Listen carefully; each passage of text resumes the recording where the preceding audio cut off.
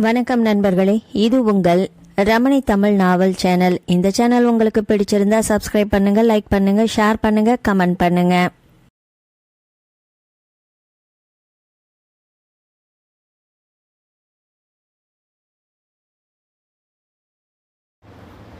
சென்னை தாம்பரத்தை அடுத்த புறநகர் பகுதியில் மிக பிரம்மாண்டமாக அமைக்கப்பட்டிருந்தது அடுக்குமாடி குடியிருப்பு வளாகம். உள்ளேயே உடற்பயிற்சி கூடம், நீச்சல் குளம், குழந்தைகள் காப்பகம், பலசரக்கு அங்காடி, 24 மணி நேரமும் பணியில் பாதுகாவலர்கள் என்று பலதரப்பட்ட வசதியுடன் நன்கு திட்டமிட்டு அமைக்கப்பட்டிருந்த அந்த வளாகத்தின் 2வது தளத்தில் 3ஆம் எண் கொண்ட வீட்டில் வசிக்கிறான் ரவி. தனித்தனி குளியலறை வசதியுடன் 2 படுக்கை அறைகள், மிக பெரிய வரவேற்பறை, அழகிய சமையலறை, வெளிவாசலை வேடிக்கை பார்த்து கொண்டே காற்றோட்டமாக உட்கார சின்ன சிட் அவுட்டு என்று அவ்வீடு 1100 சதுரடி பரப்பு கொண்டது. மணி பரபரப்பான காலை 8. நான் ரெடிப்பா, வீட்டு சாவியை கையில் எடுத்துட்டேன், நீங்கள் இன்னும் கிளம்பலையா? பள்ளிக்கூடத்துக்கு கிளம்பிய உஷா வீட்டு வாசல் கதவு அருகே நின்று எதையோ தேடிக்கொண்டிருந்த அப்பாவை அவசரப்படுத்தினாள். இதோ வந்துட்டேம்மா, எப்போதும் போல இந்த கார் சாவியை எங்கே வச்சேன்னு தெரியல, தேடிக்கிட்டே இருக்கேன், நம்ம அவசரத்துக்கு கிடைக்க மாட்டேங்குது என்று பொறுமையாக பதில் சொன்னவன் திரும்பவும் கார் சாவியை தேட ஆரம்பித்தான். சில நிமிடங்கள் ஓடியது. பா, இன்னும் கிடைக்கலையா? வாசலிலிருந்து மறுபடி குரல் கொடுத்தாள் மகள். எங்கே வச்சேன்னு சுத்தமாக ஞாபகம் இல்லையே. ரவியும் தன் பொறுமையை இழந்து பதில் சொன்னான். அலமாரியில் இருந்தாலும் இருக்கும் பாருங்க, உஷா சொல்ல ரவிக்கு மூளையில் பொறி தட்டியது. அவசரமாக அலமாரி அருகே போய் அங்கிருந்த தினசரி இதழ்களை தூக்கி பார்த்தான். கார் சாவி அமைதியாக அங்கே உட்கார்ந்திருந்தது. சேச்சா, வர வர ஞாபக மருதி அதிகமாயிடுச்சு. தியானம் பண்ணினா ஞாபக சக்தி கூடுமா? ஆனால் அதுக்கு நேரம் கிடைக்க மாட்டேங்குதே, என்ன பண்ணுறது? சென்னை வாழ்க்கையே இயந்திரத்தனமானது என்றவாறு தனது சாப்பாட்டு பையை எடுத்துக்கொண்டு வாசலுக்கு வந்தான். கதவை பூட்டிவிட்டு உஷாவுடன் லிஃப்ட் மூலம் கீழ்த்தளம் வந்து கார் பார்க்கிங் செய்திருந்த இடத்துக்கு விரைந்தான். காலை வெயில் சுட்டெரித்தது. ரவி தன் கைக்குட்டையை எடுத்து உஷா முகத்தில் வழிந்த வியர்வையை துடைத்தான். கார் கதவை திறந்து கொண்டு உள்ளே புகுந்தவன் முதல் வேலையாக ஏசியை ஆன் செய்தான். உஷா தான் சுமந்து வந்த புத்தக மூட்டையை காரின் பின் இருக்கையில் வைத்துவிட்டு முன்பக்கம் வந்து அமர்ந்தாள். கார் குடியிருப்பு வளாகத்தை விட்டு மெதுவாக வெளியே வந்து நெரிசல் மிகுந்த பிரதான சாலையில் மிதக்க ஆரம்பித்தது. சில நாட்களாக தன் மனதில் உறுத்தி கொண்டிருந்த கேள்வியை தன் மகளிடம் கேட்டுவிடலாமா என்று யோசித்தபடியே காரை ஓட்டினான். சிக்னலில் கார் நின்றது. உஷாவை பார்த்தான். இன்னும் பால்முகம் மாறவில்லை. ஒரு முறை தொண்டையை கனைத்து கொண்டா. உஷா மெல்லிய குரலில் கூப்பிட்டான். பக்கவாட்டு கண்ணாடி வழியாக ரோட்டை வேடிக்கை பார்த்து கொண்டிருந்தவள் அப்பா கூப்பிட்டது காதில் விழுந்ததும் தலையை திருப்பி என்னப்பா என்றாள். உண்மையிலேயே என்ன? அதுதான், இந்த அப்பாவை உனக்கு பிடிச்சிருக்கா? தயங்கியபடி வார்த்தைகள் உதிர்ந்தன. அவள் வியப்பாக பார்த்தாள். சில வினாடிகள் அமைதியாக தன் மனதுக்குள்ளேயே அப்பா கேட்ட கேள்வியை சொல்லி பார்த்து கொண்டாள். அப்பாவுக்கு என்ன ஆச்சு? ஏன் இப்படி திடீர்னு ஒரு அர்த்தமில்லாத கேள்வியை கேட்குறாரு என்று யோசித்தவள், என்ன கேள்வி இது? எந்த குழந்தைக்காவது தன் அப்பாவை பிடிக்காம இருக்குமா என்றாள். ஆனால் நான் என்ன கேட்க வந்தேன்னா என்று நிறுத்தியவன், இப்போ நீ சின்ன குழந்தை இல்லை, 16 வயசு முடிஞ்சு போச்சு, +2 படிக்கிற. உலகம்னா என்னன்னு இப்போ உனக்கு தெரியும். அதனால் உன்கிட்ட இன்னொரு கேள்வி கேட்கணும் சொல்லிவிட்டு மகளின் முகத்தை தீர்க்கமாக பார்த்தான். தாராளமாக கேளுங்கப்பா, சொன்னவள் வினோதமாக ஏறிட்டாள். எந்த குழந்தைக்கும் அம்மா மேலே தனி பாசம் இருக்கும். இவளும் ஒருவேளை தன் அம்மாவை நினைத்து ஏங்குவாளோ என்று சந்தேகப்பட்டவன், அம்மா உன் கூட இல்லைங்கிற வருத்தம் ஏதாவது இருக்கா? தயங்கியபடியே கேட்டான். அப்பாவுக்கு எந்த பதில் சொன்னால் பிடிக்கும் என்று உஷாவால் சட்டென்று யூகிக்க முடிந்தது. கொஞ்சம் கூட இல்லைப்பா, நீங்கள் தான் எனக்கு எந்த குறையும் இல்லாமல் கவனிச்சுக்கிறீங்களே என்றாள். தான் எதிர்பார்த்த பதிலை உஷா சொன்னதும் ரவிக்கு நிம்மதியாக இருந்தது. ஆனால் உஷாவுக்கோ அம்மாவை பற்றி பேசியதும் கண்கள் கலங்க ஆரம்பித்தது. அதனை வெளிக்காட்டி கொள்ளாமல் சிரித்தபடி பள்ளிக்கூட நிகழ்ச்சிகள், கிரிக்கெட் என்று பல பொதுவான விஷயங்களை அப்பாவுடன் பேசினாள். பள்ளிக்கூட வாசலில் காரை நிறுத்தினா. கதவை திறந்து கொண்டு இறங்கிய உஷா புத்தக மூட்டையை தோளில் சுமந்தாள். சற்று குனிந்து அப்பா வரேன்பா என்று சொல்லிவிட்டு மலமல என்று நடக்க ஆரம்பித்தாள். தன் மகள் செல்வதை பார்த்து கொண்டே இருந்தான். பச்சை நிற சீருடையில் நடந்து போனவளின் கூந்தலை கூர்மையாக கவனித்தான். சரியாய்த்தான் பின்னி இருக்கோம் என்று பெருமிதம் அடைந்தான். உஷா அப்படியே உருவத்தில் அவள் அம்மா ராதாவை உரித்து வைத்திருக்கிறாள். அவளின் உடல்வாகு, கண்களால் குறுகுறு என்று பார்ப்பது, மூக்கு, நடப்பது, பேசுவது என்று எல்லாமே ராதா மாதிரி தான். ஆனால் உஷாவிடம் இருக்கும் பொறுமை, பாசம், அதிர்ந்து பேசாத தன்மை, அளவான பேச்சு, பெரியவர்களிடத்தில் காட்டும் மரியாதை, இந்த குணங்கள் எதுவுமே ராதாவிடம் இருந்ததில்லை. எடுத்தவுடன் தான் என்ற அகங்காரத்துடன் மற்றவர்களை தூக்கி எறிந்து பேசுவதுதான் அவளின் வழக்கம். உஷாவை நல்ல பெண்ணா முன்னுதாரணமாக வளர்த்திருக்கேன்னா அதற்கு முழுக்க முழுக்க காரணம் நான். ஒரு நாள் ராதா இவளை பார்த்து பெருமைப்படலாம். ஆனால் தான் செஞ்ச தப்பை கண்டிப்பாக அன்னைக்கு உணர்வா. அவள் தான் தப்பை உணர்ந்தா என்ன, உணராட்டினா என்ன? புள்ளியாக மறையும் வரை மகளை பார்த்துவிட்டு தன் காரில் அலுவலகத்துக்கு கிளம்பினான். உஷாவுக்கு அப்பாவாக மட்டும் இல்லாமல் ஒரு அம்மாவாகவும் இருந்து எந்த குறையும் இல்லாமல் வளர்த்திருக்கேனே, அது எவ்வளோ பெரிய விஷயம். நாளைக்கு அவள் கல்யாணமாகி புகுந்த வீட்டுக்கு போயிட்டா பாசத்தை கொட்டி வளர்த்த என்னை மறந்துடுவாளா? அவள் என்னோட செல்ல பொண்ணு, என் உயிர் அவள் இல்லாமல் என்னால் தனியாக வாழ முடியாது. நினைத்த மாத்திரத்திலேயே இதயம் இறுகியது. கிட்டத்தட்ட 8 வருஷமாக யாரோட உதவியும் இல்லாமல் தனியால் அவளை வளர்த்தாச்சு. சின்ன பொண்ணாக இருந்தப்போ ஒரு நாள் என்னை விட்டு போயிடுவாங்கிற எண்ணம் துளி கூட மனசில் வரல.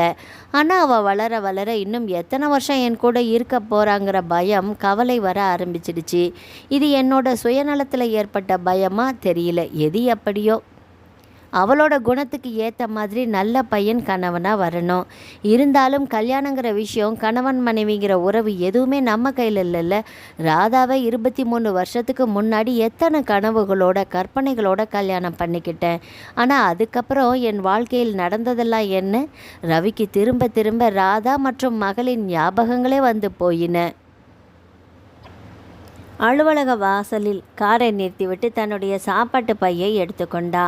அப்பா, உங்களுக்கும் வயசு 50 தாண்ட போகுது. அடிக்கடி வெளியில் சாப்பிட்டா உடம்புக்கு ஒத்துக்குமா? வெளியில் சாப்பிட்றத கொஞ்சமாக குறைச்சிக்கோங்க. இன்றைக்கி சின்ன வெங்காய சாம்பார் வச்சுருக்கேன், சாப்பிட்டு பாருங்கள். உங்கள் அலுவலகமே கமகமன்னு மணக்கும். உஷா வீட்டில் சொன்ன வார்த்தைகள் ஞாபகத்துக்கு வந்தது. இந்த 16 வயசுலேயே நான் சமைக்கிறத பக்கத்தில் நின்று கவனித்து அவளும் நல்லா சமைக்க கற்றுக்கிட்டா. கிரேட். மகளை மனதில் பாராட்டினான். அலுவலகத்துக்குள் நுழைந்தான். பலரும் வணக்கம் சொல்ல அவனும் பதிலுக்கு வணக்கம் சொல்லியபடி ரவி மேலாளர் என்ற பெயர் பலகை பொருந்திய கண்ணாடி அறைக்குள் நுழைந்து இருக்கையில் அமர்ந்து தன்னை ஒரு நிமிடம் ஆசுவாசப்படுத்தி கொண்டான். அன்பில்லாத ராதாவுடன் குடும்பம் நடத்திய நினைவுகளை மறந்துவிட்டு அலுவலக பணியில் மூழ்கினான். மதியம் 1 மணி. வெயில் உச்சத்தை தொட்டிருந்தது. கல்லூரி வாசலில் தன் மகன் விவேக்குக்காக காரில் காத்திருந்த ராதா அலைபேசியில் அவனை அழைத்தாள். காலை வகுப்பு முடிந்து வெளியே வந்த விவேக் ஃபோனை எடுத்து என்னம்மா என்றான். டே, நான் உன் கல்லூரி வாசலில் தான் காத்துட்ருக்கிறேன். வெளியில் வந்து சாப்பாட்டு பைய வாங்கிட்டு போ. என்னம்மா இது? எதுக்கு டிஃபன் பாக்ஸை தூக்கிட்டு இந்த வெயில் நேரத்தில் வர்ற?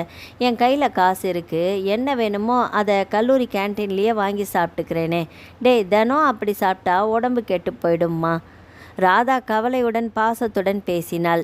அம்மா, காலையில் நீ ஆஃபீஸுக்கு கிளம்பி போனால் மத்தியானம் கிடைக்கிற கொஞ்சம் ஓய்வு நேரத்தில் காரை எடுத்துக்கிட்டு வீட்டுக்கு போயிட்டு டிஃபன் பாக்ஸை தூக்கிட்டு வந்து என்கிட்ட கொடுக்கணுமா? இப்போ திரும்பவும் ஆஃபீஸுக்கு போய் உன் வேலையை பார்க்கணும் இல்லை? எதுக்கு இந்த வீண் சிரமம்? அம்மா மீது இரக்கம் கொண்டு கேட்டான். எதுடா சிரமம்? ஒரு அம்மா தன் மகனுக்கு சாப்பாடு எடுத்துகிட்டு வந்து கொடுக்கறதா? நிச்சயமாக இது சிரமம் இல்லை. என்ன பண்ணுறது? இன்றைக்கி காலையில் நம்ம வீட்டு சமையல்காரி கொஞ்சம் நேரம் கழித்து வந்துட்டா. அவளோட குழந்தைக்கு ஏதோ உடம்பு சரியில்லையா. நீ இன்றைக்கின்னு பார்த்து கொஞ்சம் சீக்கிரமாக கல்லூரிக்கு கிளம்பி போயிட்ட. உனக்கு மத்தியான சாப்பாட்டை கட்டி கொடுக்கலன்னு என் மனசு எப்படி தவிச்சது தெரியுமா? அப்புறம் ஆஃபீஸ்க்கு, வீட்டுக்கு, கல்லூரிக்கு நான் அலையிறேன்.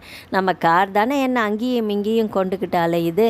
விவேக்கும் அலைபேசியில் அம்மாவுடன் பேசிக்கொண்டே கல்லூரி காம்பவுண்டை கடந்து வெளிவாசலுக்கு வந்திருந்தான். அம்மா காரில் உட்கார்ந்திருந்ததை பார்த்தவன் ஃபோனை அணைத்துவிட்டு நடந்தான். ராதாவும் தன் மகனை கவனித்துவிட்டு காரிலிருந்து இறங்கி சாப்பாட்டு பையுடன் விவேக் அதை வாங்கி கொள்ள, டேய், சாயங்காலம் சீக்கிரம் வந்துடு. அம்மா சொன்னதை கேட்டதும் சிரித்தான். அவள் வியப்புடன் மகனை பார்த்தாள். எதுக்குடா சிரிக்கிற? புரியாமல் கேட்டான். பின் என்னம்மா, நான் தினமும் கல்லூரியிலேருந்து சீக்கிரமாக வீட்டுக்கு வந்துடுறேன். நீ தான் எப்போ பார்த்தாலும் உன் ஆஃபீஸ் பணியை காரணமாக சொல்லி நேரம் கழித்து வீட்டுக்கு வர. நான் தான் நீ எப்போ வருவேன்னு காத்துட்டு கிடக்கணும். டேய், என்னடா பண்ணுறது? ஆஃபீஸில் என்னுடைய பதவியும் அதனுடைய பொறுப்பும் அப்படி. மணி 5 ஆச்சுன்னா டான்னு பையை தூக்கிக்கிட்டு என்னால் வீட்டுக்கு வந்துட முடியுமா? கீழே உள்ளவங்க அத்தனை பேரும் அன்றைக்கான வேலைகளை முடிச்சுட்டு கிளம்பிடலாம். ஆனால் மறுநாளைக்கு என்ன பண்ணி நடக்கணும், எது முக்கியத்துவம் அப்படின்னு முன்னாடியே நான் முடிவு பண்ணணுமில்ல. இந்த மாத உற்பத்தி அளவை எப்படி எட்டுறதுன்னு திட்டம் வேற போடணும். எனக்கு பொறுப்பு கூடப்பா. சரி, அதை விடு. வெயில் அதிகமாக இருக்குது, மணி ஆச்சு, உனக்கும் பசிக்கும். போய் முதல்ல சாப்பிடு, நான் வரேன். சரிம்மா. விவேக் விடை பெற்றுக்கொண்டு சாப்பாட்டு பையோடு கல்லூரிக்குள் போனான். ராதா அவனை உன்னிப்பாக பார்த்தாள்.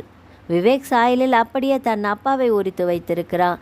உடல்வாகு, நடை, பேச்சு, முக சாயல் எல்லாமே ரவிதான். ஆனால் குணம் மாசு குறையாத தங்கத்துக்கு சமம். இவனுக்கு அசாத்திய பொறுமை, இரக்க குணம் உண்டு. அவன் அப்பாவுக்கு நேர் எதிர். என்னைக்காவது ரவி என்னை புரிஞ்சுக்கிட்டு நடந்திருக்கிறாரா? ஆனால் என் மகனை ஒரு நல்ல பிள்ளையாக மற்றவங்க பாராட்டும்படி வளர்த்துருக்கிறேன். அவன் வாழ்க்கையில் மகிழ்ச்சியாக இருப்பான். விவேக் வளர வளரத்தான் ரவிக்கு என்னுடைய இழப்பும் மகனுடைய இழப்பும் புரியும். கல்யாணத்துக்கு முன்னாடியே ரவியை பார்த்த என் தோழிகள் நந்திதா, ரமா எல்லாருமே சொன்னாங்க, உன்னோட அழகு, பதவி, சம்பளம் எல்லாத்தையுமே ஒப்பிட்டு பார்த்தா அந்த அந்தஸ்துக்கு ரவி கொஞ்சம் கூட பொருத்தம் கிடையாது. அவசரப்படாத, கொஞ்சம் யோசின்னு சொன்னாங்க. நான் தான் அவங்க சொன்னதை பெருசாக எடுத்துக்கல. அப்பா அம்மா சொன்னபடி நடந்துக்கிட்டேன். முதல் இரவிலே தெரிஞ்சது ரவிக்கு தாழ்வு மனப்பான்மை இருக்குன்னு. வேலையை விட்டுடுன்னு சொன்னால் அதுதான் எங்களுடைய பிரிவுக்கு முதல் ஆரம்பம். அந்த ஆளுக்கு தான் நாளைக்கு துணைக்கின்னு யாருமே கிடையாது. உஷா கல்யாணமாகி புகுந்த வீட்டுக்கு போயிட்டா தனி மரம் பட்டுப்போன மாதிரி மனசு உடஞ்சி நிற்கணும். ஆனால் நான் கடைசி வரைக்கும் என் மகனோட சந்தோஷமாக இருக்க முடியும். ஒருவேளை வர்ற மருமக விவேகை என்கிட்ட இருந்து பிரிச்சிட்டா நினைத்த மாத்திரத்திலேயே அவளுக்கு வியர்த்தது. கடவுளே, விவேக்குக்கு ஒரு நல்ல பொண்ணு மனைவியாக வரணும். அவன் ரொம்ப நல்லவன். மகன் புள்ளியாக மறையும் வரை அவனை பார்த்துவிட்டு அலுவலகத்துக்கு காரில் கிளம்பினாள். பார்க்கிங் பகுதியில் காரை நிறுத்திவிட்டு அலுவலகத்துக்குள் நுழைந்தவள் ராதா. பொது மேலாளர் என்ற பெயர் பலகை தொங்கிய கண்ணாடி அறைக்குள் நுழைந்து அம்மாடா என்று பெருமூச்சு விட்டாள். ரவி என் வாழ்க்கையில் அவசரப்பட்டு எடுத்ததன் முடிவு. ரவியுடன் நடந்த என் கல்யாணம் எனக்கு மிகப்பெரிய கரையை ஏற்படுத்திவிட்டது. ரவியை முழுமையாக மறக்க வேண்டும். ஏதாவது ஒரு வடிவத்தில் ரவியின் ஞாபகம் என்னை நிம்மதியில்லாமல் துரத்தி கொண்டே இருக்கிறது. அவனையே வேண்டாம் என்று தூக்கி எறிந்துவிட்ட பின் அவனது ஞாபகங்கள் மட்டும் ஏன் என்னை துரத்தி வருகிறது? மனதை இன்னும் கல்லாக்கி கொள்ள பழக வேண்டும். அப்படிப்பட்ட நிம்மதியான நாள் வெகு தூரத்தில் இல்லை. மேஜை மீது இருந்த பேப்பர் வெயிட்டை அப்படியும் இப்படியுமாக தன் கைகளால் சுழற்றி கொண்டிருந்தாள். ராதாவின் மனதும் அதை போலவே சுழன்று தவித்தது. டக் டக். கேபின் கதவை யாரோ தட்டும் சத்தம் கேட்க ராதா தலையை நிமிர்த்தி பார்த்தாள். சுப்பிரமணியம் நின்று கொண்டிருந்தார். வாங்க, தலையாட்டி கூப்பிட்டாள். கண்ணாடி கதவை திறந்து கொண்டு பவ்யமாக உள்ளே வந்த தன் உயர் அதிகாரி முன் தயக்கத்துடன் நின்றார். சுப்பிரமணியம் சார், முதல்ல உட்காருங்க. சுப்பிரமணியம் ராதாவை விட குறைந்த பதவியில் இருந்த போதிலும் தன்னை விட மிகுந்த வயதானவர் என்பதால் அவரை சார் என்று சேர்த்து அழைத்தாள். அவர் ராதாவின் எதிரில் போடப்பட்டிருந்த நாற்காலியில் குறுக்கி கொண்டு மரியாதையுடன் உட்கார்ந்தார். சார், மும்பைக்கு அனுப்ப வேண்டிய கடிதத்தை டைப் பண்ணிட்டீங்களா? இன்னும் என் பார்வைக்கு வரலையே. மேடம், டைப் பண்ணி உதவி மேலாளர் மேஜைக்கு போயாச்சு. அடுத்தது உங்ககிட்ட வந்துடும். ஓ குட் மேடம். வந்து என்று தான் சொல்ல வந்த விஷயத்தை சட் என்று சொல்ல தயங்கினார். சார், நானே உங்களை கூப்பிட்டு பேசணும்னு நினச்சேன். நீங்களே என் அறைக்கு வந்துட்டீங்க, நல்லதா போச்சு. என்ன மேடம், வர்ற சனிக்கிழமை பெங்களூர் ஆஃபீஸ்லேருந்து நம்ம சேமிப்பு கூடத்தில் இருக்கிற கொள்முதல் சரியாக இருக்கான்னு பார்க்கறதுக்கு 2 உயர் அதிகாரிகள் வர்றாங்க. நீங்கள் தான் அவங்க கூட இருந்து என்று ராதா வார்த்தைகளை முடிப்பதற்கு முன் தான் எதற்காக இங்கே வந்திருக்கிறோமோ அது முடியாமல் போய்விடுமோ என்று பயந்தார். மேடம், ஒரு நிமிஷம் என்று தடுத்து பேசினார். என்ன சார்? மேடம், சாரி, தப்பாக நினச்சிக்காதீங்க. வர்ற சனிக்கிழமை எனக்கு விடுமுறை வேணும்.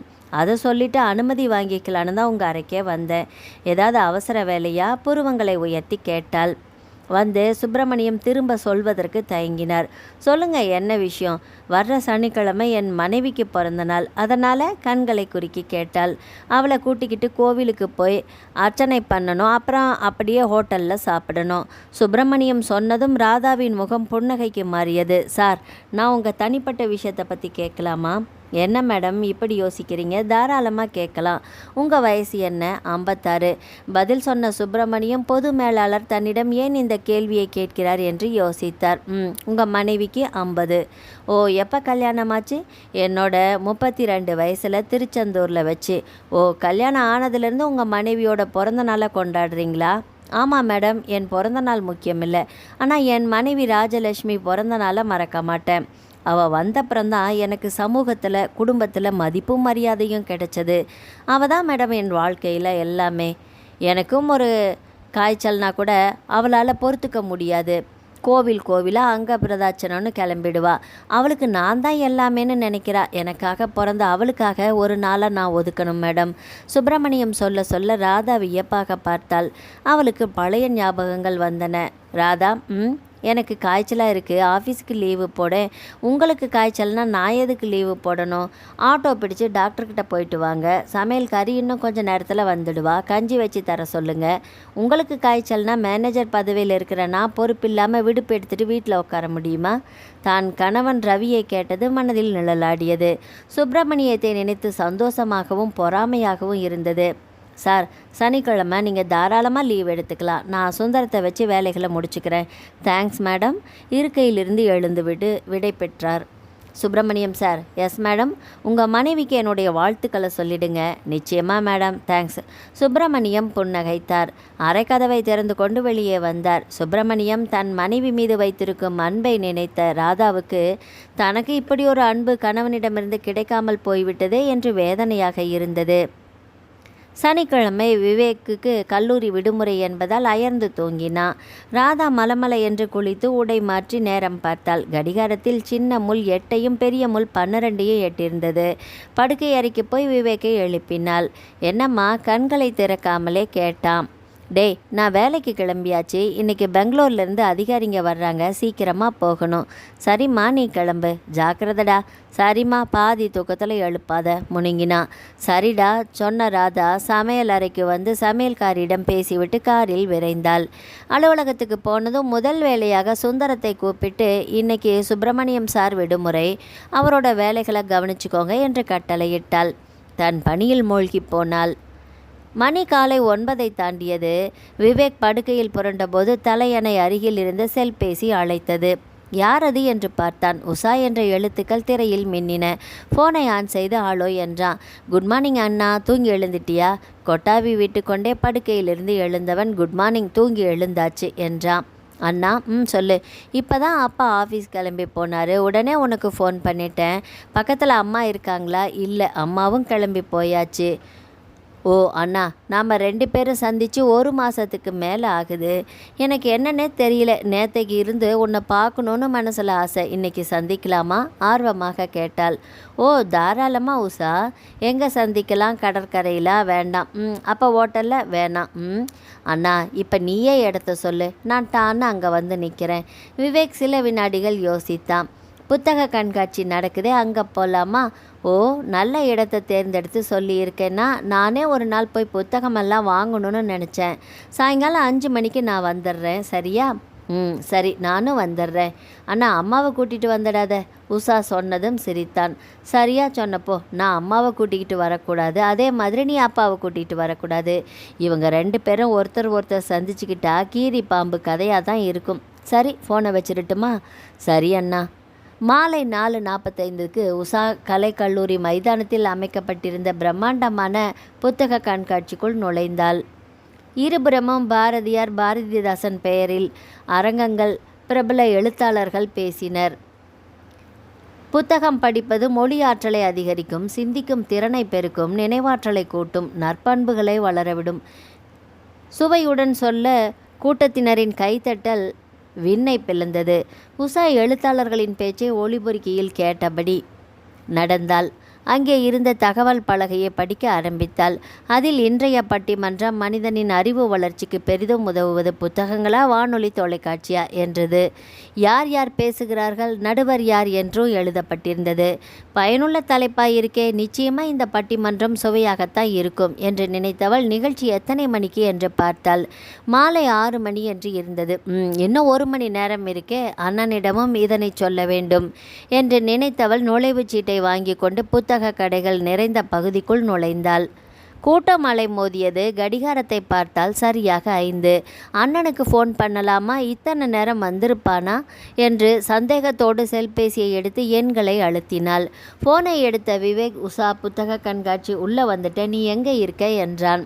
தான் எங்கு நிற்கிறோம் என்று ஒரு முறை அப்படியும் இப்படியுமாக தலையை திருப்பி சுற்றி பார்த்தாள். கடை எண் 10 அந்த அடையாளத்தை சொன்னாள்.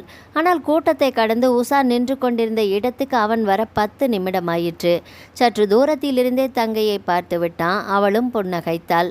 அருகில் வந்தது அன்பாக கையை பிடித்து எப்படி இருக்கேன்னா என்றாள். நல்லா இருக்கேன். நான் தான் தினம் ஒரு முறையாவது உன்கிட்ட ஃபோனில் பேசிட்டு தானே இருக்கேன். இருந்தாலும் நேரில் பார்க்குறப்போ இனம் புரியாத மகிழ்ச்சி வருது. நீ சொல்கிறதும் உண்மைதான். உஷாவுக்கு கண்களில் கண்ணீர் கோர்த்தது. அண்ணா சொல்லு, நாம் 2 பேரும் வாழ்க்கையில் இனிமேல் சேர்ந்தே இருக்க முடியாதா? ஏக்கத்தோடு கேட்டவள் குரல் உடைய. உனக்கு எந்த புத்தகம் வேணும்னு சொல்லு, நான் வாங்கி தரேன். சொன்னவனுக்கு தங்கையின் ஏக்கம் புரிந்தது. அவளின் கவனத்தை திசை திருப்புவதற்காக வேறு பேச்சை எடுத்தான். அண்ணா, திரும்பவும் நம்முடைய அப்பாவும் அம்மாவும் சேர முடியாதா? கண்கள் கலங்க கேட்டாள். விவேக் அவளை தன்னோடு சேர்த்து அணைத்து கொண்டான். உஷா, நீ இந்த வருஷம் +2 கடினமாக படி. நல்ல மதிப்பெண் வாங்கினா தானே கல்லூரியில் நீ விருப்பப்பட்ட பாடம் கிடைக்கும். உனக்கு வேறு எந்த சிந்தனையும் வரக்கூடாது, சரியா? ஏன்னா நீ அப்பா அம்மாவை பற்றி பேசினாலே என் பேச்சை மாற்றிக்கிட்டே இருக்கிற. கேட்ட கேள்விக்கு பதில் சொல்ல மாட்டேங்கிற. சில நேரத்தில் எனக்கு அம்மாவை பார்க்கணுன்னு மனசு ஏங்கும், துடிக்கும். எத்தனையோ நாள் ராத்திரியில் தூங்காமல் அழுதே நேரத்தை போக்கி இருக்கேன். உஷா வேதனைப்பட விவேக் பெருமூச்சு விட்டான். உன்னுடைய உணர்வு, ஏக்கம் எல்லாமே நல்லா புரியுது. இங்கே பாரு, உனக்கு 16 வயசு ஆகுது, எனக்கு 21. ஆனால் இந்த வயசில் இந்த நிலைமையில் நாம் 2 பேரும் வாழ்க்கையில் சொந்தமாக எந்த முடிவும் எடுக்க முடியாது. நம்முடைய எண்ணமும் செயலும் சரியாக இருக்கலாம். ஆனால் அம்மாவை சார்ந்து நான் இருக்கேன், அப்பாவை சார்ந்து நீ இருக்க. நாம் சொல்கிறத அவங்க கண்டிப்பாக கேட்க மாட்டாங்க. ஏதோ ஒரு அதிசயம் இல்லை அதிர்ஷ்டம்னு கூட சொல்லலாம். நாம் 2 பேரும் ஒரே ஊரில் இருக்கோம். அப்பப்போ நேர்லேயோ ஃபோன்லேயோ பேசிக்கிறோம், பார்த்துக்கிறோம். இல்லைன்னா பேசிக்க கூட சந்தர்ப்பம் இல்லாமல் போயிருக்கும் இல்லை. விவேக்கின் அடிமனதில் இருந்து புறப்பட்ட வார்த்தைகளால் அவன் நாக்கு மேற்கொண்டு பேச முடியாமல் தழுதழுத்தது. கண்களில் நீர் பெருகியது. அண்ணா, அழாத, என்ன பண்ணுறது, இது நம்ம தலைவிதி சொன்ன உஷா தன் கையில் இருந்த கைக்குட்டையை எடுத்து விவேக்கின் கண்களிலிருந்து வழிந்த கண்ணீரை அன்போடு துடைத்து விட்டாள். அவனும் தன்னை சமாதானப்படுத்தி கொண்டான். உஷா தனக்கு பிடித்த இலக்கிய புத்தகங்களை எடுத்துக்கொண்டாள். அதற்குரிய பணத்தை கொடுக்க விவேக் முயற்சித்த போது தடுத்தாள். அண்ணா, அப்பா என்கிட்ட நிறைய பணம் கொடுத்துருக்கிறாரு, நானே கொடுக்குறேன். நல்லது, என்கிட்டையும் அம்மா பணம் கொடுத்துருக்காங்க. அப்புறம் நான் அண்ணன், வயசில் பெரியவன், நான் தான் என் தங்கைக்கு வாங்கி தரணும், சரியா? பாசத்துடன் சொன்னான். அவள் தலையாட்டினாள். அண்ணனின் அன்பால் அவளது கண்களும் குளமாகின. அண்ணா, நீ புத்தகம் வாங்கிக்கலையா? வாங்காமலா? இங்கே வர்றதுக்கு முன்னாடி வழியில் நிறைய புத்தகங்கள் பார்த்து வச்சுருக்கேன். சரி, உன்னை பார்த்துட்டு அப்புறமா வாங்கிக்கலான்னு வந்தேன். அவள் சிரித்தாள். உஷா, வீட்டில் இருந்து இங்கே வந்ததே அதிசயமாக போச்சு. அசதியாக இருக்குது. வா, முதல்ல சாப்பிட்டுட்டு அப்புறமா புத்தகம் வாங்கிக்கலாம். சரிண்ணா, எனக்கும் பசிக்குது. அப்புறம் உன்கிட்ட ஒரு விஷயம் சொல்ல மறந்துட்டேன். என்னது? பாரதிதாசன் அரங்கத்தில் 6 மணிக்கு பட்டிமன்றம் இருக்குது. தலைப்பு சூப்பராக இருக்குது, கேட்டுட்டு போகலாமா? ஓ, தாராளமாக. ஆமாம், என்ன தலைப்பு சொன்னாள். நல்ல தலைப்பு தான். என்னை பொறுத்த வரைக்கும் அறிவு வளர்ச்சிக்கு பெரிதும் உதவுவது புத்தகம்னு தான் சொல்லுவேன். சரி, தீர்ப்பு என்னன்னு பார்க்கலாம் என்றபடி விவேக் உஷாவோடு உணவகத்துக்கு நடந்தான். சாப்பிட்ட பிறகு தேவையான புத்தகங்களை வாங்கி கொண்டு இருவரும் பாரதிதாசன் அரங்கில் காரசாரமாக நடைபெற்ற பட்டிமன்றத்தை கேட்டுவிட்டு புத்தக கண்காட்சிக்கு வெளியே வந்தனர். அண்ணா, நான் பஸ்ஸில் போயிடுறேன். வேண்டாம் உஷா, மணி 8 ஆகுது. பஸ் பிடிச்சி வீட்டுக்கு போக மணி 10 ஆகிடும். நான் தான் பைக்கில் வந்திருக்கேன்ல, அப்புறம் ஏன் நீ தனியாக போகணும்? உன் வீட்டு தெருவில் விட்டுடுறேன், சரியா? சரி என்று தலையாட்டினாள். பாச மலர்களை ஏற்றிக்கொண்டு மோட்டார் சைக்கிள் வேகமாக பறந்தது. இரவு மணி 9. நிசப்தம் நிலவியது. அந்த மிகப்பெரிய அடுக்குமாடி குடியிருப்பு வளாகத்தின் உள்ளே கார் நுழையும் சத்தம் தரைத்தள வீட்டில் இருந்த விவேக்கின் காதில் நன்றாக விழுந்தது. அம்மாவோ? மடிக்கணினியை ஓரமாக வைத்துவிட்டு சந்தேகத்தோடு கதவை திறந்தான். அம்மாவே தான். முகத்தில் களைப்போடும் உடம்பில் சோர்வோடும் நின்று கொண்டிருந்தாள். விவேக்கை பார்த்ததும் முகம் மலர்ந்தவள், நேரமாச்சா, சாப்பிட்டியா என்றாள். இல்லைம்மா. ஏண்டா? கவலையோடு கேட்டாள். நீ வந்ததுக்கப்புறம் சேர்ந்து சாப்பிட்லான்னு காத்துட்ருக்கேம்மா. தனியாக சாப்பிட போர் அடிக்குது. வீட்டில் வேற யார் இருக்கா? உன்னோடு சேர்ந்து சாப்பிட்டா ஜாலியாக இருக்கும். விவேக் சொல்ல சொல்ல ராதாவுக்கு மனது தவித்தது. மகனுக்கு என் மேலே எப்படி ஒரு அன்பு! எனக்காக சாப்பிடாமல் உட்கார்ந்துட்டு இருக்கான். ஆனால் ஒரு நாள் அந்த ரவி அப்படி நடந்துக்கிட்டதே இல்லை என்று ராதா மனதுக்குள் புலம்பிக் கொண்டிருந்த போது அவளுடைய பழைய நிகழ்ச்சி ஒன்று ஞாபகத்துக்கு வந்தது. ராதா வாசல் கதவை தட்டினாள். ரவி பாதி தூக்கத்தில் எழுந்து வந்து கதவை திறந்தான். சாப்பிட்டீங்களா? எதுக்கு கேட்குற? இல்லை, மணி 10 போகுதே, ஒருவேளை எனக்காக சாப்பிடாம இருக்கீங்களான்னு தான் என்று வார்த்தைகளை அவள் முடிக்கும் முன் ஆரம்பித்தான். நீ ஒரு நாள் 8 மணிக்கு வருவே, இன்னொரு நாள் 10 மணிக்கு வருவே. உன் கம்பெனியில் உன்னை விட்டால் வேறு ஆளே கிடையாது. ஃபோன் பண்ணினா கூட சில நேரத்தில் எடுத்து பேச மாட்டேன். கேட்டால் நான் பொது மேலாளருங்கிற பெரிய பதவியில் இருக்கேன், அடிக்கடி மீட்டிங்கில் இருப்பேன்னு பதில் சொல்லுவேன். எவன் உனக்காக காத்திருந்து சாப்பிடுவான்? நான் சாப்பிட்டாச்சு. ஏன் இப்படி அன்பு இல்லாமல் பேசுகிறீங்க? சாப்பிட்டீங்களான்னு தானே கேட்டேன். ஏன் சாப்பிட்டீங்கன்னு கேட்டேனா? எதிர்த்து பேசுகிறியா? பொண்டாட்டினா பேசவே கூடாதா? என்னை விட பெரிய பதவியில் இருக்கிற, அதிகம் சம்பாதிக்கிறாங்கிற திமிரில் பேசுகிறியா? நீங்கள் சொன்ன 2 விஷயமும் உண்மைதானே. என்னை அடக்கி உங்களுக்கு அடிமையாக இருக்க வைக்கலான்னு மட்டும் கனவுல கூட நினைக்காதீங்க. நீ எப்போ வீட்டுக்குள்ளே நுழைஞ்சாலும் வீட்டோட அமைதியே போயிடுது. அதை நான் சொல்லணும். உன் கூட மனுஷன் பேசுவானா? ரவி மேற்கொண்டு அங்கு நிற்காமல் போக, என்ன வீடு, என்ன குடும்பம் இது? சோர்வாக வந்திருக்கிற எனக்கு ஒரு வாய் தண்ணி கொடுக்க கூட ஆள் இல்லை என்று வருந்தியது ராதாவின் ஞாபகத்துக்கு வந்து வேதனையை கொடுக்க, விவேக் ஃப்ரிட்ஜில் இருந்து ஒரு பாட்டில் குளிர்ந்த நீரை எடுத்து வந்து அம்மாவிடம் நீட்டினான். ராதா தன் மகனை அன்பாக பார்த்தாள். எப்படி ஒரு பாசம்! நான் குடிக்க தண்ணீர் கேட்கறதுக்கு முன்னாடியே அம்மாவோட மனசை நிலைமையை புரிஞ்சு நடந்துக்கிட்டானே, எவ்வளவு நல்ல பையன் என்று நினைத்தவள் நன்றிடா என்றாள். எதுக்குமா நன்றியெல்லாம்? நீ 10 மாதம் கஷ்டப்பட்டு சுமந்து பெற்று ஆசையாக அன்பாக வளர்த்த, அதுக்கெல்லாம் நான் நன்றி சொல்ல வேண்டியிருக்கோம். இது அன்பால் ஏற்படுற கடமைமா? ஒரு நாள் கூட உன் அப்பா என்கிட்ட அன்பாக நடந்துக்கிட்டதே இல்லைப்பா. என்னை பார்த்தாலே ஒரு வெறுப்பு. நான் எது பேசினாலும் குற்றம் கண்டுபிடிப்பார். சரி, அதை விடுமா. நீ போய் முதல்ல துணி மாற்றிக்கிட்டு கை கால் அலும்பிட்டு வா. ராதா உடை மாற்ற செல்ல சமையல்காரி செய்து வைத்துவிட்டு போன இரவுக்கான டிஃபனை சமையல் அறையிலிருந்து வெளியே எடுத்து வந்து சாப்பாட்டு மேஜை மீது வைத்தான் விவேக். தனக்கும் அம்மாவுக்குமான தட்டுகளை அலும்பினான். 2 டம்ளர்களில் குடித்தண்ணீர் ஊற்றி தட்டு அருகில் வைத்தான். அம்மா, சாப்பாட்டு மேஜையில் எல்லாம் தயார். குரல் கொடுத்தான். ராதாவுக்கு ஏனோ பசி இல்லை. சற்று நேரம் கழித்து தான் சாப்பிடலாம் என்று இருந்தால், ஆனால் மகன் அன்பாக கூப்பிடுவதால் அதற்காகவாது அவனுடன் சேர்ந்து சாப்பிட வேண்டும் என்று அருகே போனாள். விவேக் தயாராக உணவை பரிமாறி இருந்தான். ராதா நெகிழ்வோடு பார்த்தாள். இவன் ரவியைப் போல இல்லை என்று மனதுக்குள் சொல்லிக்கொண்டாள். மணி காலை 6:30. சுப்பிரமணியம் காலை தினசரியை வீட்டு வாசலில் நாற்காலியில் சாய்ந்தபடி உட்கார்ந்து புரட்டினார். மகன் கிஷோர் தலையணையை கட்டிப்பிடித்தபடி உறங்கிக் கொண்டிருந்தான். சுப்பிரமணியத்தின் மனைவி ராஜலட்சுமி வியர்த்து கொட்ட சமையல் அறையில் கேஸ் ஸ்டவ்வின் ஒரு புறத்தில் குக்கரை வைத்துவிட்டு காய்கறிகளை அவசரமாக நறுக்கினாள். விடியற் காலை 4:30 மணிக்கெல்லாம் எழுந்திருக்கணும், சமைக்கணும், துணி துவைக்கணும், வீட்டை சுத்தப்படுத்தணும். சம்பளம் இல்லாத வேலைக்காரினா. எனக்குன்னு தனிப்பட்ட சந்தோஷம் ஏதாவது இந்த வீட்டில் இருக்கா? இவர் மெதுவாக படுக்கையிலேருந்து எழுந்துப்பார். டான்னு காப்பி கொடுக்கணும். காப்பியை குடித்ததும் இவருக்கும் இந்த வீட்டுக்கும் எந்த சம்மந்தமும் இல்லாத மாதிரி வாசலில் போய் உட்கார வேண்டியது. பொண்டாட்டிக்கும் 50 வயசாச்சு, அவளுக்கு ஏதாவது உதவி பண்ணுவோமேன்னு துளி கூட எண்ணம் கிடையாது. நேரமானதும் குளிக்க வெந்நீர் ரெடியான்னு ஒரு குரல். அப்புறம் காலை உணவு பரிமாறணும், மத்தியானத்துக்கு சாப்பாடு கட்டணும். கண்டிப்பாக அலுவலகம் போகிறப்ப வாசலில் வந்து சிரித்த மாதிரி முகத்தை வச்சுக்கிட்டு வழி அனுப்பணும். அவர் தான் அப்படின்னா இவன் இந்த கிஷோர் தூங்கணும், தூங்கி எழுந்தால் முதல்ல முழிக்கிறது டிவியில் தான். ஏதாவது ஒரு கிரிக்கெட்டை பார்க்கணும். அவன் கல்லூரிக்கு போனதும் துணி துவைக்கணும், இட்லி தோசைக்கு மாவு அரைச்சி வைக்கணும். இது வீடு இல்லை, ஜெயில். நான் இங்கே ஒரு கைதி. தப்பு என் மேலே தான். கல்யாணமான புதுசுலேயே எனக்கு சமைக்க தெரியாதுன்னு சொல்லி இருக்கணும். பெருமையாக பேசிட்டேன். இப்போ இந்த வீட்டோட முழு நேர சமையல்காரியாகவே ஆயிட்டேன். ஏதாவது ஒரு இடம் போய் ஒரு வாரம் ஓய்வெடுக்க முடியுதா? சுப்பிரமணியம் தினசரியை படித்துவிட்டு உள்ளே நுழைந்தார். ராஜலட்சுமி ஏதோ முணுமுணுப்பது தெரிந்தது. இருந்தாலும் அவர் காதில் வாங்கி கொள்ளவே இல்லை. வெந்நீர் ரெடியா? எப்போதும் போல கேட்டார். ஏன் ஒரு நாள் நீங்கள் வெந்நீர் போட்டுக்க கூடாதா? கோபமாக கேட்டாள். ஏன், என்னாச்சு உனக்கு? ஒரு நாள் நான் ஆஃபீஸ் போகிறேன், வீட்டு வேலையை நீங்கள் பாருங்கள், அப்போ தெரியும் கஷ்டம். இப்போ என்ன சொல்லிட்டேன்? எதுக்கு கோபப்படுற? நாம் இன்னும் கொஞ்சம் நாளில் 25வது கல்யாண நாளை கொண்டாடுறோம். நீ பட்டு சேலையில் மின்ன போகிற, உனக்கு எதுக்கு அனாவசிய கோபம்? இதோ பாருங்க, பேச்சை மாற்றாதீங்க. சாந்தி யாரு? சாந்தி உன் தங்க. என்னடி இது திடீர்னு கேள்வி? சம்பந்தம் இல்லாமல். அவள் எப்போ பிறந்தா? நீ பிறந்த ஒரு 15 வருஷம் கழித்து அவள் பிறந்ததா சொல்லுவேன். உங்கள் அப்பா தனக்கு பையன் பிறந்தாகணும்னு நினச்சிருப்பாரு. 2வதும் பொண்ணாக பிறந்துச்சான்.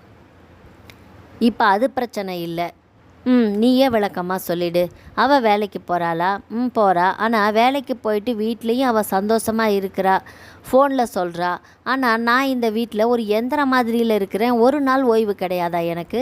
சரி ராஜலட்சுமி, 2 நாளைக்கு வீட்டில் சமைக்காத, ஹோட்டலில் சாப்பிட்டுக்கலாம், நீ ஓய்வு எடுத்துக்கோ. தினமும் ஹோட்டலில் சாப்பிட முடியுமா? சரி, உதவிக்கு ஒரு ஆளை போட்டுக்கிறியா? இப்போல்லாம் மாதம் 3000 கொடுத்தாலும் வர மாட்டேங்கிறாங்க. இது என் தங்கையை பாருங்க, அவள் கணவன் அப்படி தாங்குன்னு தாங்குறானா. ஃபோனில் சொல்லி சொல்லி பெருமைப்பட்டுக்கிறா. என்னை 1 வாரம் அங்கே வந்து இருந்துட்டு போக வேற சொல்கிறா. சரி, இப்போ நீ ஈரோட்டுக்கு போய் உன் தங்க வீட்டில் மகிழ்ச்சியாக ஓய்வாக இருந்துட்டு வரணும், அவ்வளவுதானே? ஆமாம், தலையாட்டினாள். இதோ பாரு, வேலை முடிஞ்சு வரும்போது உனக்கு ரயில் டிக்கெட் வாங்கிட்டு வர்றேன், தாராளமாக போயிட்டு வா. ரொம்ப நல்லது, கோபமாக சொன்னாள். ஓ, சுப்பிரமணியம் வியப்போடு மனைவியை பார்த்தார். சீக்கிரம் குளிச்சுட்டு வாங்க. சரி, நீ போய் கிஷோரை எழுப்பு. வேண்டாங்க, இன்னும் கொஞ்சம் நேரம் தூங்கட்டும். உன்னை புரிஞ்சிக்கவே முடியலம்மா. சுப்பிரமணியம் குளிப்பதற்காக வெந்நீரை எடுத்துக்கொண்டு குளியல் அறைக்கு போனார். பாவம் ராஜலட்சுமி, இந்த வீடு, நான், கிஷோர், இதுதான் அவளோட வாழ்க்கை. 1 வாரம் மாறுதலுக்காக சாந்தி வீட்டில் இருந்துட்டு தான் வரட்டும். சாயந்தரம் கண்டிப்பாக டிக்கெட் வாங்கிட்டு வரணும், தனக்குள் சொல்லிக்கொண்டார். ஞாயிற்றுக்கிழமை தான் இருந்தாலும் 6 மணிக்கு மேலே உஷாவுக்கு தூக்கம் வரவில்லை. பல் துளைக்கி விட்டு டேப் ரெக்கார்டரில் பக்தி பாடல்களை மெல்லிய ஒளியில் ஓடவிட்டாள். சமையல் அறைக்கு போய் காப்பி பவுடரை எடுத்து பில்டரில் போட்டுவிட்டு வெந்நீர் ஊற்றி புது டிகாஷன் தயார் செய்தாள். மணி 7 ஆனது. அப்பா இன்னும் எழுந்திருக்கவில்லை. பாலை காய்ச்சினாள். ஒரு டம்ளரில் காப்பியை கலந்து கொண்டு வரவேற்பறைக்கு வந்தவள் மெதுவாக உறிஞ்சி குடித்தாள். மணி 8 ஆகி இருந்தது. உஷாவுக்கு ஆச்சரியம். அப்பா தினமும் காலையில் 5 மணிக்கெல்லாம் எழுந்து காப்பி போட்டு சமைக்க ஆரம்பிச்சிடுவார். அவருக்கு ஞாயிற்றுக்கிழமையும் மற்ற நாட்களும் ஒன்று தானே. இன்று என்ன ஆச்சரியம்? எழுப்பலாமா வேண்டாமா என்ற குழப்பத்துடன் சத்தம் வராமல் மெதுவாக காலடி வைத்து நடந்து அவர் தூங்கும் படுக்கையறையின் வாசலில் இருந்து பார்த்தாள். ரவி அயர்ந்து தூங்கி கொண்டிருந்தான். பாவம், அப்பா இப்படி தூங்கி பார்த்ததே இல்லை. அவரோட வாழ்க்கை எனக்கானது. தன்னை பற்றி ஒரு நாள் கூட கவலைப்பட்டதே கிடையாதே. 8 ஆண்டுகளுக்கு முன் அம்மாவை விவாகரத்து செய்த பிறகு பாட்டி இருக்கும் கிராமத்துக்கு அப்பா தன்னை கூட்டி சென்றது உஷாவுக்கு ஞாபகம் வந்தது. டே ரவி, உனக்கு சின்ன வயசு தானே, அவள் தான் பொறுப்பில்லாமல் போயிட்டா, அதுக்காக கஷ்டப்படணுமா? உஷாவும் சின்ன பொண்ணு, வேலைக்கு போய்கிட்டும் இந்த குழந்தையும் நீ எப்படிப்பா பார்த்துப்ப? என்னாலையும் இந்த வீட்டை விட்டு உங்கூட வந்து அப்பாவையும் விட்டுட்டு வர முடியாது. என் பேச்சை தட்டாமல் இன்னொரு கல்யாணம் பண்ணிக்கோடா, அதுதான் நல்லது. இல்லைம்மா, இனிமேல் இவளுக்காகவே நான் வாழப்போகிறேன். என் பாசத்தில் யாருக்கும் பங்கு கிடையாது. உஷாதான் எனக்கு எல்லாமேம்மா. பாட்டியிடம் தன் அப்பா சொல்லியதை நினைத்து பார்த்து உஷாவுக்கு கண்கள் கலங்கியது. இப்படிப்பட்ட அன்பான ஆசையான உறவு கிடைக்க கொடுத்து வச்சிருக்கணும் என்று நினைத்தவளுக்கு, உஷா, நான் மறந்தாலும் நீ மறக்காத. காலையில் எழுந்ததும் இந்த மாதத்துக்கான மளிகை ஜாமான்களை வாங்கிட்டு வந்துடுவோம். ஞாயிற்றுக்கிழமையை விட்டுட்டா அப்புறமா மற்ற நாட்களில் போகவும் முடியாது என்று நேற்று இரவு அப்பா சொன்னது ஞாபகத்துக்கு வர, சரி, பெட் காஃபியை தயார் பண்ணிவிட்டு அப்பாவை எழுப்பலாம் என்று முடிவு பண்ணியவள் காப்பி தயார் செய்து அப்பா என்று எழுப்ப ரவி சட்டென்று எழுந்து உட்கார்ந்தான். எதிரே காப்பி டம்ளருடன் அவள். ஏம்மா, ரொம்ப நேரம் தூங்கிட்டேனா? காலையில் வெயில் ஜன்னல் வழியே முகத்தில் அடித்தது. பரவாயில்லப்பா, ஞாயிற்றுக்கிழமை தானே, இந்தாங்க காப்பி. காப்பி போட்டுட்டியா? சாரி, ஒரு நிமிஷம் இரேன், பால் துளைக்கிட்டு வந்துடுறேன். ரவி சொன்ன மாதிரி பல் துளைக்கி விட்டு 1 நிமிஷத்தில் வந்து மகளிடமிருந்த காப்பியை வாங்கி அருந்தினா. Usha, coffee super. வெட்கத்தில் முகம் மலர்ந்தாள் அவள். அப்பா, சமையலும் நானே பண்ணிடுறேன். இன்றைக்கி என்னமோ நீங்கள் களைப்பாக இருக்கிறது போல் தெரியுது. உங்களுக்கு ஓய்வு தேவை.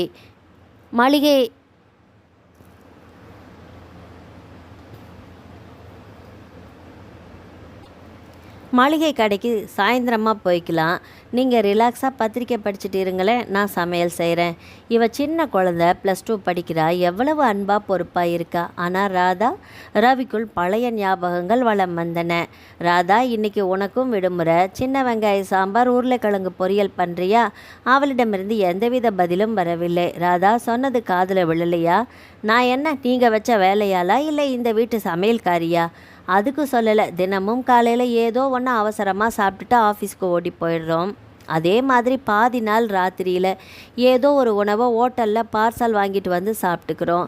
இன்றைக்கி ஞாயிற்றுக்கிழமையாச்சே, பொறுமையாக உன் கையால் சமைச்சு சாப்பிட்லான்னு ஆசை. ஆர்வமாக சொன்னான். ஏன் சமைக்கணும்? தினம் நானும் நாய் மாதிரி ஆஃபீஸில் உழைச்சிட்டு தானே வர்றேன். ஞாயிற்றுக்கிழமை ஒரு நாள் எனக்கு ஓய்வு தேவைப்படாதா? ஏன் நீங்கள் சமைச்சா குறைஞ்சி போயிடுவீங்களா?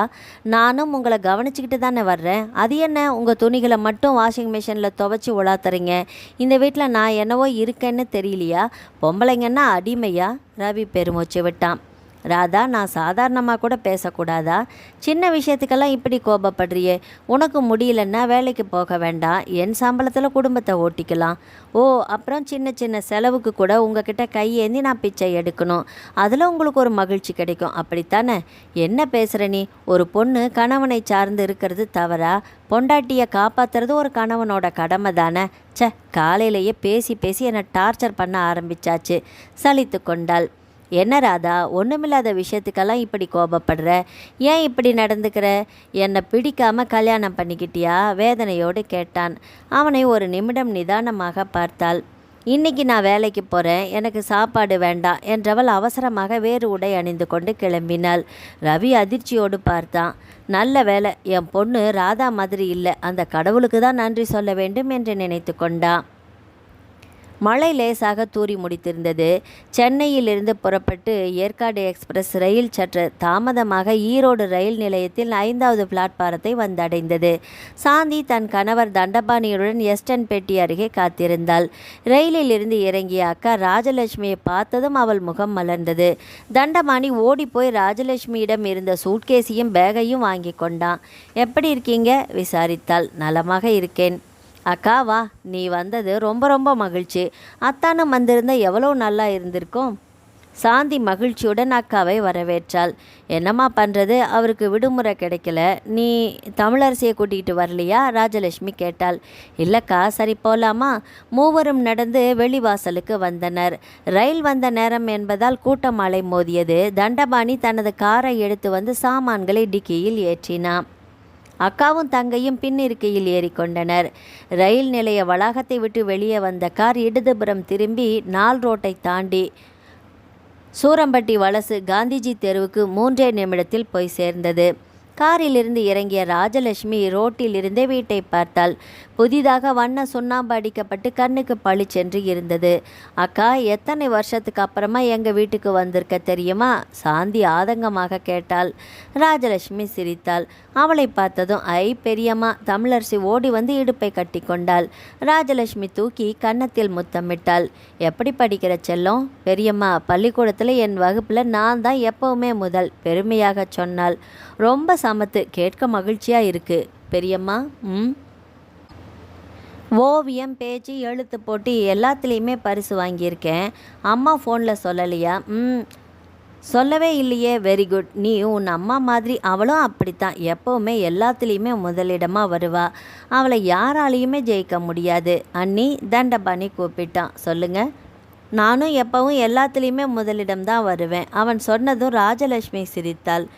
எப்போவுமே ஒரு குழந்தை நல்லதாக வளருதுன்னா கண்டிப்பாக அதுக்கு அப்பா அம்மா 2 பேரும் தான் காரணம், ராஜலட்சுமி சொன்னாள். அக்கா, நான் காப்பி கொண்டு வரேன். சாந்தி, ரயிலில் வரும்போதே குடிச்சிட்டேன். அம்மா, ஏன் வாசலில் கோலம் போடலை? ரயில் நிலையம் வந்தால் கோலம் போட மறந்துட்டியா? இல்லைக்கா, வாசலில் ஸ்டிக்கர் கோலத்தை தரையில் ஒட்டியிருக்கேன், அதை கவனிக்கலையா நீ? எங்கக்கா மாவு கோலம் போடுறது? காலையில் எழுந்தால் 2 பேரும் வேலைக்கு போகிறதுக்கே நேரம் ஆயிடுது.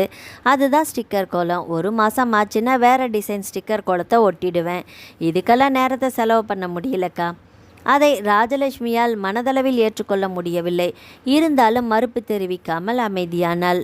சாந்தி அக்காலின் மறுப்பை மீறி காப்பியை கொடுத்தாள். ராஜலட்சுமிக்கு பிடிக்கவில்லை. அது டிகாஷன் காப்பி இல்லை என்று தெரிந்தது. டிகாஷன் காப்பி குடித்தவர்களுக்கு ரெடிமேடு காப்பி குடிக்க பிடிக்காது என்றாலும் அமைதியாக குடித்து முடித்தாள். காலையில் எழுந்தவுடன் உஷாவுக்கு அண்ணனின் ஞாபகம் வந்தது. அப்பா குளியல் அறைக்கு போயிருந்தார். உஷா செல்லில் விவேக்கின் எண்ணெய் அழுத்தினாள். சொல்லு. அம்மா பக்கத்தரையில் இருக்காங்க. மிக மெல்லிய குரலில் விவேக் பேசினா.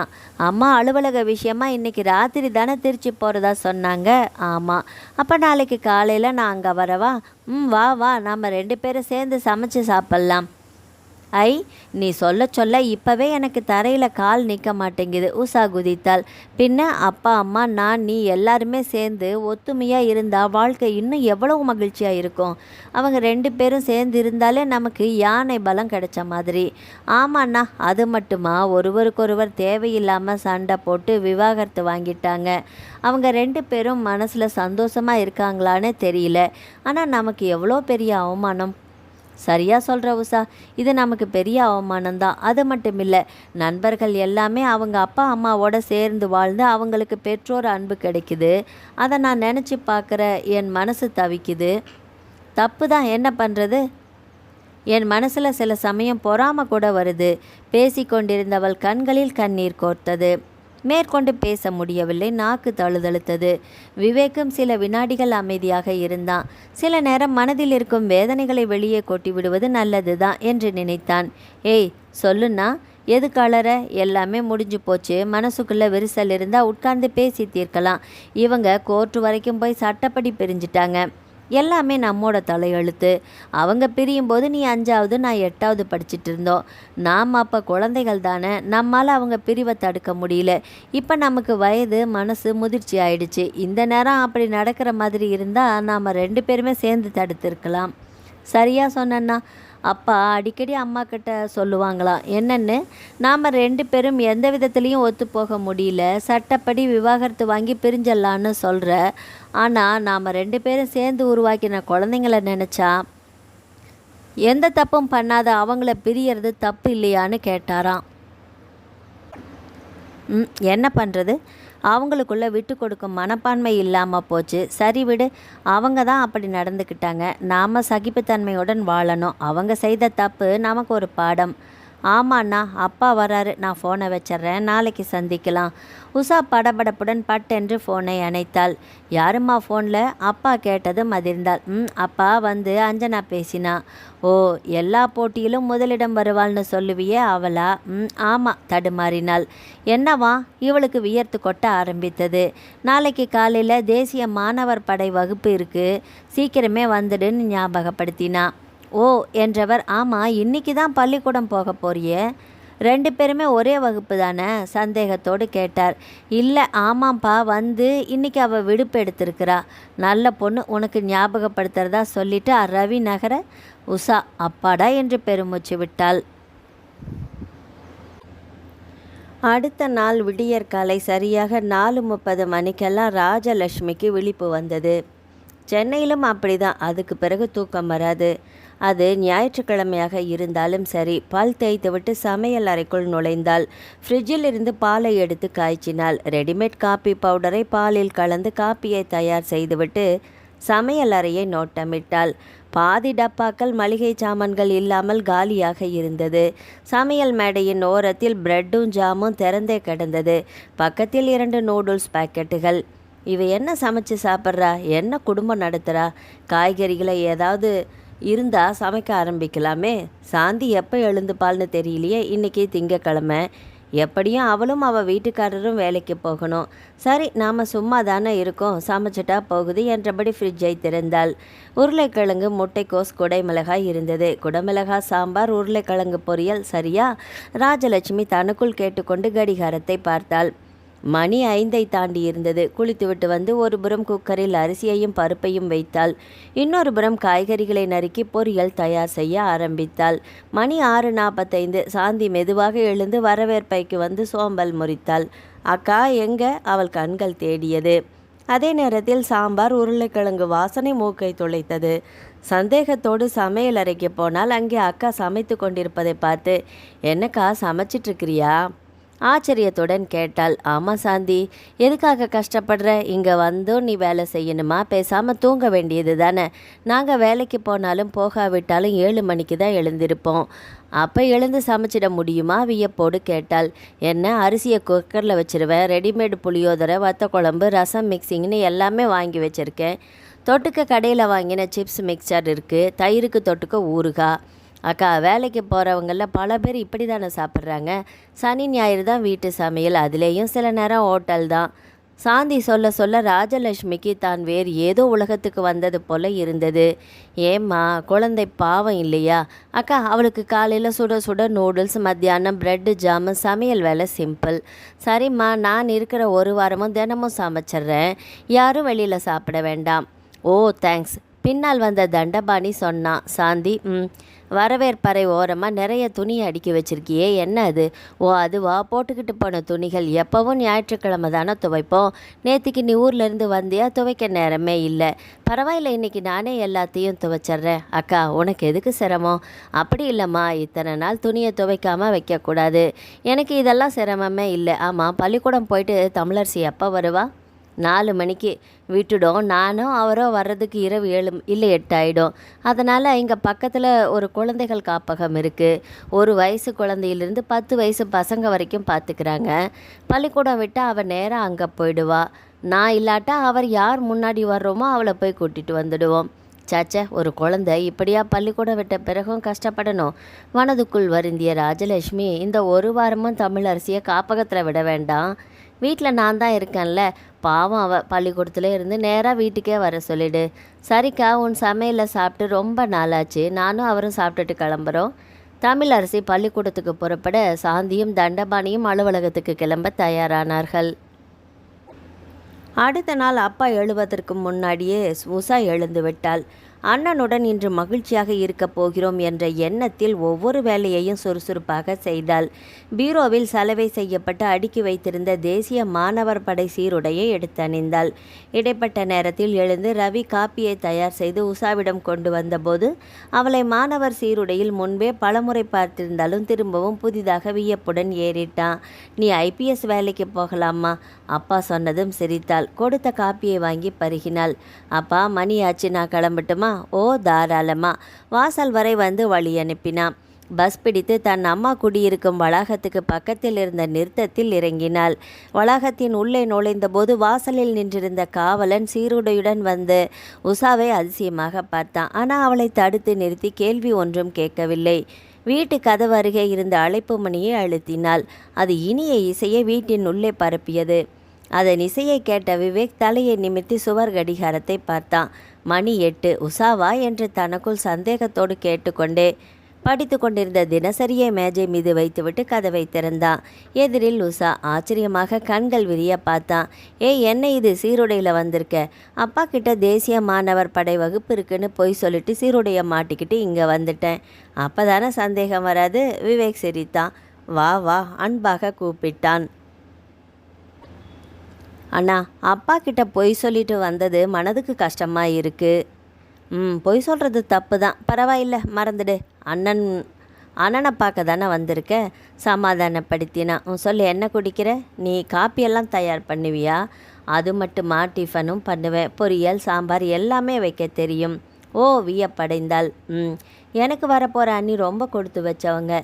தலையை ஆட்டி கண்களை சிமிட்டி சொன்னாள். ஏய் கிண்டலா, என்ன குடிக்கிற, அதை முதல்ல சொல்லு. டீ. விவேக் தேநீர் தயாரிக்க சமையல் அறைக்கு போனான். உஷா உட்கார்ந்தபடியே வரவேற்பறையை வேடிக்கை பார்த்தாள். பெரிய சுவர் கடிகாரம், 2 பெரிய இயற்கை காட்சிகள் பிரேம் போடப்பட்டு சுவரில் மாட்டப்பட்டிருந்தது. வரவேற்பறையின் மையப்பகுதியின் மேல் கூரையிலிருந்து அழகிய தொங்கு விளக்கு போடப்பட்டிருந்தது. அதன் அழகை ஒரு நிமிடம் ரசித்தாள் உஷா. அங்கே இடது மூலையில் மிக பெரிய வண்ண தொலைக்காட்சி, அதன் மேல் தங்க வண்ண பிரேம் போட்ட படம். அதில் அம்மாவும் விவேக்கும் சிரித்து கொண்டிருந்தனர். அம்மாவையே ஏக்கமாக பார்த்தாள். அம்மா. உஷாவின் உதடுகள் அவளையும் அறியாமல் உச்சரித்தன. எப்படி நான் இல்லாமல் உன்னால் இருக்க முடியுது? உனக்கு நான் வேண்டாமா? என் மேலே உண்மையிலேயே பாசம் இல்லையா? ஏய், என்ன யோசனை பண்ணிகிட்ருக்கிற? விவேக் கேட்டபடி 2 டம்ளர்களில் தேநீரை கொண்டு வந்து ஒரு டம்ளரை தங்கையிடம் கொடுத்தான். வாங்கி கொண்டவள், அண்ணா 2 வருஷத்துக்கு முன்னாடி அரை மணி நேரம் இங்கே வந்துட்டு ஓடி போயிட்டேன் இல்லை? உஷாவுக்கு பழைய நினைவு மலர்ந்தது. ஆமாம், நல்ல ஞாபகம் இருக்குது. அதுக்கப்புறமா இப்போ தான் வர்ற. என்ன பண்ணுறது, கணவனும் மனைவியும், அதுதான் நம்ம அப்பா அம்மா. ஒருவருக்கொருவர் அனுசரித்து போயிருந்தா நமக்கு இப்படி ஒரு நிலமை வந்திருக்குமா? ஆமாண்ணா, அனாவசியமாக சண்டை போட்டு பிரிஞ்சிட்டாங்க. நம்ம 2 பேரோட வாழ்க்கையை பற்றி, நம்ம மனசில் அவங்க மேலே நாம் வச்சிருக்கிற அன்பை பற்றியோ கொஞ்சம் கூட கவலையே படலை, யோசிக்கலை. அவங்களா செய்த தப்புக்கு நாம் பலிகடா ஆயிட்டோம். என்று பேசிக்கொண்டே உஷா தன் அருகே டீப்பாயின் மீதிருந்து வண்ணமிகு அட்டையுடன் கூடிய நோட்டை என்ன இது என்று பிரித்து பார்த்து படித்தாள். அண்ணா, காதலா? வியப்பும் இனம் புரியாத பயமும் கலந்து கேட்டாள். சீச்சி, வெறும் வார்த்தை மாயை. நீ கவிதை எழுதுவியா? என்கிட்ட சொன்னதே இல்லையே, வியப்புடன் கேட்டாள். ஏய், நான் எழுதுறதெல்லாம் கவிதையா? ஏதோ மனசில் அப்பப்போ தோன்றதை நோட்டில் எழுதுவேன். எனக்கும் கவிதைகள்னால் ரொம்ப பிடிக்கும். படிக்கட்டுமா? படி படி. நீ பார்க்கும் பார்வையில் பாதி பலம் இழந்து போகிறேன். நீ சிரிக்கும் சிரிப்பில் சிந்தனை இழந்து போகிறேன். நீ அருகில் வந்து அன்பு காட்டும்போது உன் உயிரில் கலந்து போகிறேன். அண்ணா, எப்படி இப்படியெல்லாம் யோசிச்சு எழுதுற? கவிதையை படித்த உஷா ஆச்சரியப்பட்டாள். நல்லாவா இருக்கு? சந்தேகத்தோடு கேட்டான். தலையாட்டினாள். அண்ணா, நீ இன்னும் நிறைய எழுதணும். எழுதத்தான் எழுத்தில் அழகு மெளிரும், கோர்வை வரும், படிக்க சுவையாக இருக்கும்னு நிறைய பேர் சொல்ல கேட்டிருக்கேன். நீ சொல்கிறது ரொம்பவே சரி. நிறைய எழுதணும், எழுதிக்கிட்டே இருக்கணும். அப்போ தான் எழுத்தில் ஒரு பக்குவம் வரும். என்னுடைய எழுத்தாளர் நண்பரும் சொல்லியிருக்காரு. அண்ணா, உன்கிட்ட ஒரு விஷயம் கேட்கணும். என்ன? அந்த வீட்டில் அப்பாவும் அம்மாவும் இருக்கிற படம் ஏதாவது இருக்கான்னு தேடி பார்த்தேன், கிடைக்கல. அதே மாதிரி நாம் 4 பேரும் சேர்ந்துருக்கிற படம் இருக்கான்னு பார்த்தேன், அதுவும் கிடைக்கல. உன்கிட்ட ஏதாவது படம் இருக்கா? ஏக்கத்தோடு கேட்டாள். உன்ன மாதிரியே எனக்கும் ஆசை வந்தது. ஒரு நாள் வீட்டில் தேடி பார்த்தேன், ஒரு படம் கூட கிடைக்கல. அநேகமாக விவாகரத்துக்கு அப்புறம் 2 பேருமே உறவே இல்லை. ஃபோட்டோ எதுக்குன்னு எல்லா ஃபோட்டோக்களையும் கிழிச்சு போட்டிருப்பாங்க போல். அப்புறம் ஒரு நாள் எதுக்கும் பழைய சூட்கேஸை எடுத்தேன், அதில் ஒரு படம் இருந்துச்சு. விவேக் சொல்ல சட்டென்று தங்கையின் கண்கள் மின்னியது. என்ன படம் அது? அதை பார்க்க வேண்டும் என்று ஆவலோடு கேட்டாள். அதில் அம்மா பக்கத்தில் அம்மா, அப்பா, அடுத்தது நான், அம்மா மடியில் நீயே. உனக்கு 8 வயசு இருக்கும். நாம் நிற்கிறதுக்கு முன்னால் ஒரு பெரிய மலை தொடர்ச்சி இருக்குது. அநேகமாக அந்த படம் கொடைக்கானலுக்கு சுற்றுலா போனப்போ எடுத்ததுன்னு நினைக்கிறேன். அம்மா இந்த படத்தை ஏன் வச்சிட்டு இருந்தாங்கன்னு தெரியல, இல்லை கிழிக்க மறந்துட்டாங்களான்னு புரியல. அண்ணா, ஃபோட்டோவை பார்க்கலாமா? ஆசையில் அவள் நெஞ்சு படபடுத்தது. நிச்சயமாக. நான் அதை பார்த்ததும் எவ்வளவு சந்தோஷப்பட்டேன் தெரியுமா? பெரிய பொக்கிஷமே கிடைச்ச மாதிரி இருந்தது. உடனே அதை பத்திரமா எடுத்து போய் என் அறையில் வச்சுக்கிட்டேன். இதோ இப்போ கொண்டு வந்து காட்டுறேன் என்று நகர்ந்தவன், நீயும் வா என்றான். விவேக்கை பின்தொடர்ந்து அவனது அறைக்கு போனாள் அவள். அவன் தனது அறையை மிக சுத்தமாக வைத்திருந்தான். தான் அதற்கு நேர் எதிர் என்று நினைத்து கொண்டாள் தங்கை. அலமாரி முழுவதும் கணினி சம்பந்தப்பட்ட புத்தகங்களை அடுக்கி வைத்திருந்தான். தன்னுடைய மேஜையில் வைத்திருந்த படத்தை எடுத்து நீட்டினான். கையில் வாங்கிய உஷா சில நிமிடங்கள் ஏக்கத்தோடு அதை பார்த்தாள். அவளின் கைகள் நடுங்கியது. அண்ணா, கூப்பிட்ட உஷாவின் உடம்பு குலுங்கியது. விவேக் அவளை ஆறுதலாக அணைத்தான். அண்ணா, இந்த படத்தை ஒரு பிரதி போட்டு எனக்கு தர்றியா? இனிமே வாழ்க்கையில் நாம் 4 பேரும் எங்கே சேர்ந்துருக்க போகிறோம்? உஷாவின் வார்த்தைகள் கதறலோடு வெளிவந்தது. திரும்ப திரும்ப அழாத. நம்ம அப்பா அம்மாவோட வாழ்க்கைக்கு நமக்கு நல்ல ஒரு பாடம் அது. உஷா அந்த படத்தை நெஞ்சில் அணைத்து கொண்டாள். அம்மா, அப்பா, உனக்கு அப்பா வேண்டாம், உங்களுக்கு அம்மா வேண்டாம். ஆனால் எனக்கும் அண்ணாவுக்கும் நீங்கள் 2 பேருமே வேணுமே. நாங்கள் என்ன தப்பு பண்ணினோம்? எங்களுக்கு எதுக்கு இந்த தண்டனை? அவள் வேதனையில் பேச, உஷா, வாழ்க்கைங்கிறது இதோட நின்று போகிற விஷயம் இல்லை. நாம் இன்னும் வெகு தூரம் பயணிக்க வேண்டியிருக்கு. நீ சொன்ன விவேக்கின் கண்களும் பாசத்தில் கலங்கியது. நீ சொல்கிறது சரிதானா? ஆனால் அம்மாவை பார்க்கணும், அவங்களோட இருக்கணுங்கிற ஏக்கத்தில் எத்தனை நாள் நடுராத்திரியில் தூக்கம் இல்லாமல் எழுந்து அமர்ந்திருக்கிறேன்னு தெரியுமா? அந்த வலியை புரிய வைக்க முடியாது. யாருக்கும் அப்படிப்பட்ட வேதனை வரக்கூடாது. உன் மனசு எனக்கு புரியுது. வா, ஏதாவது சமைக்கலாம். இருவரும் சமையல் அறைக்குள் போயினர். உஷாவுக்கு சமையலறை பிடித்திருந்தது. ஒவ்வொன்றாக பார்த்தாள். விவேக் ஃப்ரிட்ஜில் இருந்த வெண்டைக்காயையும் கேரட்டையும் எடுத்தான். பிறகு அரிசியை அலும்பினான். குக்கரில் அரிசி பருப்பை வேக வைக்க ஏற்பாடு செய்தான். உஷா அவன் கொடுத்த காய்கறிகளை கழுவி விட்டு மேடையில் வைத்து விறுவிறு என்று நறுக்க ஆரம்பித்தாள். விவேக் வெண்டைக்காய் பொரியலையும் கேரட் சாம்பாரையும் தயார் செய்தான். அண்ணா, ஃப்ரிட்ஜில் வேற என்ன இருக்குது? எனக்கு பசிக்குது. சமையல் தயாராகிற வரைக்கும் எதையாவது கொறிக்கிறேன். சாக்லேட், பழ ஜூஸ் இருக்குது, எதுவானாலும் எடுத்துக்கோ. ஓ, நன்றி. ஆமாம், உனக்கு சாக்லேட்டுன்னா ரொம்ப பிடிக்குமில்ல? ஃப்ரிட்ஜை திறந்து பாரு, சாக்லேட்டை அடுக்கி வச்சிருக்கேன். உஷா சாக்லேட்டை எடுத்து வாயில் போட்டுவிட்டு வரவேற்பறைக்கு வந்தாள். இந்த சீருடை சௌகரியமாக இருக்கா? அம்மாவோட சேலையோ நைட்டியோ உனக்கு சரிப்படாது. என்னுடைய சட்டையும் பேண்ட்டும் கூட சரிப்பட்டு வராது. பரவாயில்லண்ணா, இந்த சீருடையிலேயே இருந்துட்டு போகிறேன். இன்னும் கொஞ்ச நேரம் தானே. அப்போது விவேக்கின் செல்போன் ஒலித்தது. வரவேற்பறையின் அழகை ரசித்தாள் அவள். தரையின் மார்பல், சுவரின் பூச்சு நிறத்துக்கு ஏற்று பொருத்தமான வண்ணத்தில் சோஃபா செட் போடப்பட்டிருந்தது. ஜன்னலை மறைப்பதற்காக போட்டிருந்த அழகிய திரைச்சீலைகள் காற்றில் அழகாக ஆடியது. செல்போனை எடுத்து விவேக் அம்மா என்று சைகை காட்டினான். நடந்து கொண்டிருந்த உஷா சட்டென்று தன் நடையை நிறுத்திவிட்டு அமைதியானாள். டேய், சமையல்காரி வந்தாளா? வந்தா, சமைக்க வேண்டான்னு திருப்பி அனுப்பிட்டேன். ஏண்டா, போர் அடிக்குது, இன்றைக்கி வெளியில் சாப்பிட்டுக்கிறேன்மா. சரி, சாப்பிடு. கம்ப்யூட்டரையே பார்த்துக்கிட்டு பட்னி கிடக்காத. எனக்கு இங்கே எந்த பிரச்சனையும் இல்லை. விருந்தாளிகள் அறையில் தங்கியிருக்கேன். வேலைக்கு உணவு டான்னு வந்துடுது. சரிம்மா, என்னை பற்றியும் கவலைப்படாத என்றவன் சைகையால் தங்கையை பக்கத்தில் அழைத்தான். சத்தம் வராதவாறு தன் காலடிகளை எடுத்து வைத்தாள். கைபேசியை அவளின் காதில் வைத்தான். ஜாக்கிரதடா, ஒழுங்கா சாப்பிடு. உஷாவே மெதுவாக பதில் சொன்னாள். ராதா ஃபோனை வைத்தாள். அம்மா சொன்ன ஜாக்கிரதை என்ற வார்த்தை உஷாவை நெகிழச் செய்தது. அதை தன்னிடமே சொன்னதாக நினைத்து மகிழ்ந்தாள். அண்ணா, நீ கவிதை எழுதுறிய, அது எப்படி தானா வந்ததா இல்லை? ஓ போச்சுடா, இன்னும் நீ அந்த கவிதை விஷயத்த மறக்கலையா? சில பேருக்கு காதலிக்க ஆரம்பித்தா கவிதை எழுத வரும்னு கேள்விப்பட்டிருக்கேன். தயங்கியபடி சொன்னாள். அவளை ஆச்சரியமாக பார்த்தான். +2 படிக்கிற, எல்லா விஷயத்தையும் தெரிஞ்சு வச்சிருக்கிற. உதைக்கிறேன் சொல்லிவிட்டு சிரிக்க உஷாவும் அந்த சிரிப்பில் கலந்து கொண்டாள். அண்ணா, உனக்கு அப்பாவை பார்க்கணுன்னு ஆசையாக இல்லை? இருக்குது, ஆனால் என்னை பார்க்கணுன்னு அப்பா ஆசைப்படுறதா தெரியலையே. ஆமாண்ணா, ஆனால் வெளியில் சொன்னதில்லை. அண்ணா, அம்மா என்னை பற்றி ஏதாவது பேசுவாங்களா? கேள்வியை கேட்டுவிட்டு என்ன பதில் வரப்போகிறது என்று ஆவலுடன் பார்த்தாள். இல்லை, விவேக் சொன்னதும் ஏமாற்றம் அடைந்தாள். உஷா, நீ எதுக்கும் கவலையோ வருத்தமோ படக்கூடாது. அம்மாவோ அப்பாவோ ஏதோ ஒரு பெரிய விஷயத்துக்காக பிரிஞ்சிருந்தா சரி, பரவாயில்லைன்னு மனசை தேத்திக்கலாம். ஆனால் 2 பேருக்கும் வெறும் ஈகோ தான். அதான் மோதிக்கிட்டு. ஆனால் 2 பேருக்குமே வெறும் ஈகோ. பிரிஞ்சிட்டாங்க. குடும்பம்னு சுமைன்னு நினச்சிக்கிட்டாங்க. அதோட பின்விளைவை நாம் அனுபவிக்கிறோம். சரி, அதை விட சாப்பிட்லாம். இருவரும் தாங்கள் சேர்த்து சமைத்த உணவை பாசத்துடன் பரிமாறிக்கொண்டு சாப்பிட ஆரம்பித்தனர். வெள்ளிக்கிழமை ராஜலட்சுமி எப்போதும் போல விடியற்காலையிலேயே எழுந்து கொண்டாள். குளித்து முடித்துவிட்டு கோலப்பொடியை கொண்டு புள்ளிகள் வைத்து வாசலில் அழகான கோலம் போட்டாள். ஒருபுறம் காப்பியை தயார் செய்தபடியே காலை சமையலையும் தயார் செய்தாள். மெதுவாக படுக்கையிலிருந்து எழுந்த சாந்திக்கு எப்போதும் போல வியப்பு. ராஜலட்சுமி சமையலை முடித்திருந்தாள். தமிழரசிக்கு மதிய உணவுக்கு தக்காளி சாதம், தயிர் சாதம் என்று கொடுக்காமல் ஒரு மாறுதலுக்காக பூரி பண்ணி கொடுத்தாள். ஐ பெரியம்மா, பூரியா? தமிழரசி கேட்டாள். உனக்கு பூரினா ரொம்ப பிடிக்குமில்ல? ஆமா என்று உற்சாகமாக தலையாட்டியவள் நன்றி பெரியம்மா என்றாள். தண்டபாணி, சாந்தி, தமிழரசி மூவருமே சாப்பிட்டுவிட்டு அலுவலகம், பள்ளிக்கூடம் என்று கிளம்பினர். மாலை 4 மணி. தமிழரசி பள்ளிக்கூடம் முடித்து நேராக வீட்டுக்கு வந்தாள். வாடா செல்லம், பெரியம்மா பிஸ்கட் எங்கே இருக்குன்னு பார்த்து எடுத்து தரீங்களா? பசி பொறுக்க முடியாமல் கேட்டாள்.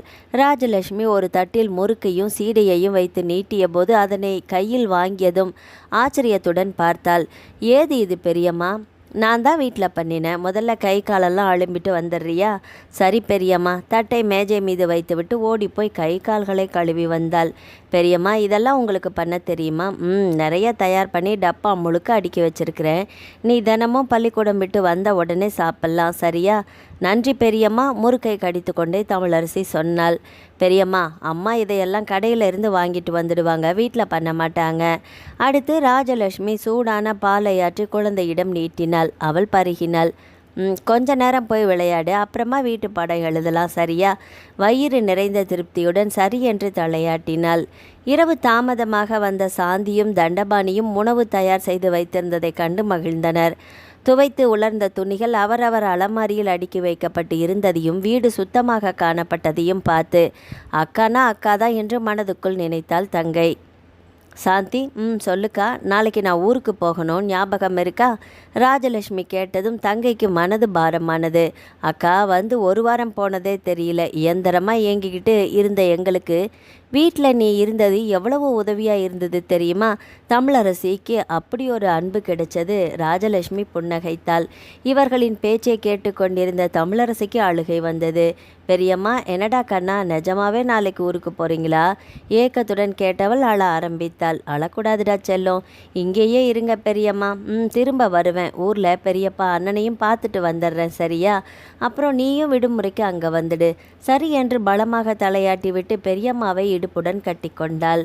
உறவுகள் என்னைக்குமே உதவும் என்று நினைத்த சாந்தி நாளை காலை முதல் வேலையாக கடைக்கு போய் விலை உயர்ந்த பட்டு சேலை வாங்கி வந்து அக்காவின் காலில் விழுந்து வணங்கி பரிசளிக்க வேண்டும் என்று முடிவு செய்து கொண்டாள்.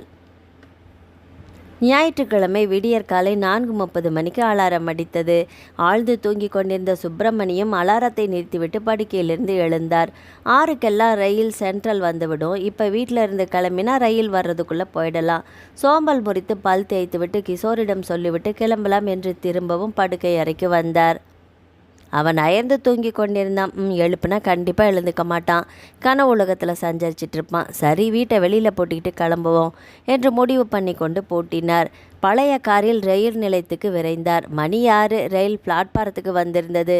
அந்த கூட்டத்திலும் சுப்பிரமணியம் தன் மனைவியை சரியாக அடையாளம் கண்டு ராஜலட்சுமி என்று கூப்பிட்டபடியே கையசைத்தார். தன் கணவனை பார்த்துவிட்டு அருகில் வந்தாள். சுப்பிரமணியம் அவள் கையில் இருந்த சூட்கேஸை வாங்கி கொண்டு நடக்க ஆரம்பித்தார். என்னங்க, ஒரு வாரத்தில் உடம்பு இப்படி அழைச்சிட்டிங்க? கவலையோடு கேட்டாள். நீ இல்லாமல் தாண்டி. ஒழுங்காக சாப்பிட்டீங்களா இல்லையா? அவனின் கவலை தொடர்ந்தது. ஏதோ சாப்பிட்டோம். சரிவா. ஆட்டோவில் போகணுமா இல்லை கார் கொண்டு வந்திருக்கீங்களா? கார் கொண்டு வந்திருக்கேன். கிஷோர் எப்படி இருக்கான்? ஃபோன் பேசினா ஒரு நிமிஷத்துக்கு மேலே பேச மாட்டேங்கிறான். இதே இது ஃப்ரெண்டாக இருந்தால் அரட்டை அடிப்பான். அவனுக்கு என்ன, எப்போவுமே ஜாலி பேர் வழி. முதல்ல நீ ஈரோட்டில் தங்கை வீட்டில் நடந்த விஷயத்த சொல்லு. அன்பாக இருந்தாங்களா? நீ அங்கே போனதே நம்ம வீட்டு இயந்திர வாழ்க்கையை மறந்துட்டு மகிழ்ச்சியாக இருக்கலான்னு தானே? நல்லா ஓய்வெடுத்தியா? சுப்பிரமணியம் படபட என்று கேள்விகளை அடுக்கினார். ஓய்வா? அதை ஏன் கேட்குறீங்க? சோர்வாக பதில் சொன்னாள். ஏன், என்னாச்சு? புரியாமல் கேட்டார். நம்ம வீடு தாங்க நமக்கு சொர்க்கம். எப்போவுமே அவங்களுக்கு அவங்க வீடு தானே சொர்க்கம். நான் அதுக்கு சொல்லலைங்க. பின்ன அந்த வீட்டில் ஒரு நாள் கூட கோலம் போடுறதே கிடையாது. ஓ, பாதி நாள் வீட்டில் சமைக்கிறதே கிடையாது. அப்படியே சமைச்சாலும் எல்லாமே ரெடிமேட். ரசம், குழம்பு, புளியோதரை. வீட்டில் ஒரு சுத்தம் இல்லை. ஏதோ புருஷன் பொண்டாட்டி தங்குற விடுதிக்கு வந்து போகிற மாதிரி வந்துட்டு போகிறாங்க. அப்பப்பா, குமரினால். ராஜலட்சுமி, சொல்லுங்க. அவங்கள குத்தம் சொல்ல முடியாது. புருஷன் பொண்டாட்டி 2 பேருமே வேலைக்கு போகிறாங்க. வீட்டை பார்த்துக்க ஏது நேரம்? அதையெல்லாம் நாம் கண்டுக்கக்கூடாது. அவங்க 3 பேரும் சந்தோஷமாக இருக்காங்களா? அதை பாரு, அதுதான் முக்கியம். சுப்பிரமணியம் சூட்கேஸை பின் இருக்கையில் வைத்துவிட்டு காரை எடுத்தார். அது எப்படிங்க? அதை பார்த்துக்கிட்டு என்னால் சும்மா இருக்க முடியும்? இந்த வாரம் முழுக்க நான் தான் காப்பி போட்டேன். வீட்டு வாசலில் தினம் பெரிய பெரிய கோலம் போட்டேன். காலையில் ராத்திரியில் விதவிதமாக சமைச்சேன். முறுக்கு பலகாரமெல்லாம் பண்ணி வச்சேன். தான் செய்த வேலைகளை அடுக்கினாள். அது சரி ராஜலட்சுமி, ஒரு சந்தேகம். என்ன? நீ எதுக்கு உன் தங்க வீட்டுக்கு போன? எதுக்கு ஓய்வெடுக்க போன? ஓய்வெடுத்தியா? இல்லை. ஆமாங்க. என்னங்க கேள்வி இது? ஒரு வீடு சுத்தமாக இல்லைன்னா, குடும்பம் அழகாக இல்லைன்னா அதை பார்த்துக்கிட்டு சும்மா இருக்க முடியுமா? காலையில் 4:30 மணிக்கு எழுந்தால் வேலையை முடிச்சுட்டு ராத்திரி தூங்க 11 மணி ஆகிடுங்க. சுப்பிரமணியம் சிரித்தார். வீடு வந்தது. சூட்கேஸை எடுத்துக்கொண்டு வீட்டை திறந்து இருவரும் உள்ளே போனார்கள். கிஷோர், கிஷோர், அம்மா வந்துட்டேன்டா. ராஜலட்சுமி குரல் கொடுத்தாள். சரிம்மா, எல்லாம் காலையில் பேசிக்கலாம். இப்போ தூங்கும்போது எழுப்பாத. ஏங்க, மணி 8 போது. என்னோட காலையில் பேசுகிறேன்னு சொல்கிறான். சுப்பிரமணியம் சிரித்தார். என்னங்க இது, வீட்டை இப்படி குப்பை மாதிரி வச்சிருக்கிறீங்க? கோபத்துடன் கேட்டாள். என்ன பண்ணுறது, பொம்பளை இல்லாத வீடு இப்படி தானே இருக்கும். அது சரி, இதே பதிலை சொல்லிடுங்க. முதல்ல வீட்டை பெருக்கணும். நான் இந்த இடத்துல தானே துடுப்பத்தை வைப்பேன். எங்கே காணோம் அது? அதுவா, 2 நாள் முன்னாடி படுக்கை அறைக்கு ஒரு கரப்பாம்பூச்சி வந்துச்சா? கிஷோர் அந்த துடுப்பத்தால் தான் அடித்தான். ஆனால் அப்புறமா அதை எங்கே வச்சான்னு தெரியலையே, விழித்தார். அடடா, என்ன கருமை இது! வீட்டை பெருக்கிற துடுப்பத்தால் யாராவது கரப்பாம்பூச்சி அடிப்பாங்களா? அறிவே இல்லாமல் போச்சு. அது சரி, எங்களுக்கு என்ன தெரியும்? இந்த வீட்டில் எல்லாமே உன் கட்டுப்பாடு தானே. இவர்கள் பேசிக்கொண்டு இருக்கும்போதே வெளிவாசலில் சத்தம் கேட்டது. ஏங்க, பால் வந்துடுச்சு. 5 நிமிஷத்தில் காப்பி போட்டு கொண்டு வர்றேன்.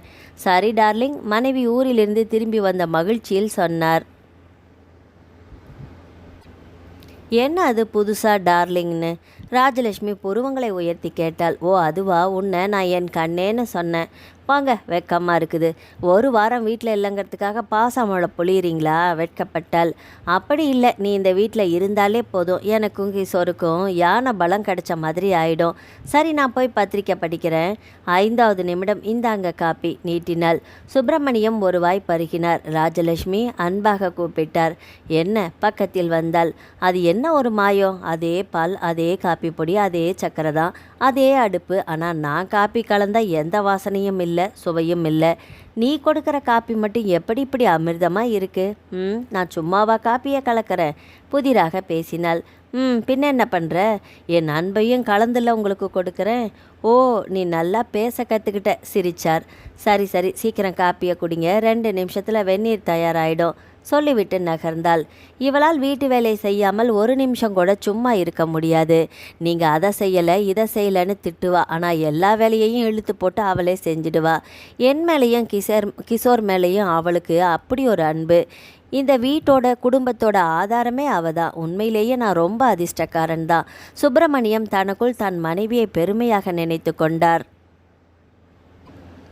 ரவி அலுவலக வேலைகளை முடித்துவிட்டு சோர்வாக அப்பாடா என்று நாற்காலியில் சற்று சாய்வாக முதுகை சாய்த்து காலை நீளமாக நீட்டி உட்கார்ந்தான்.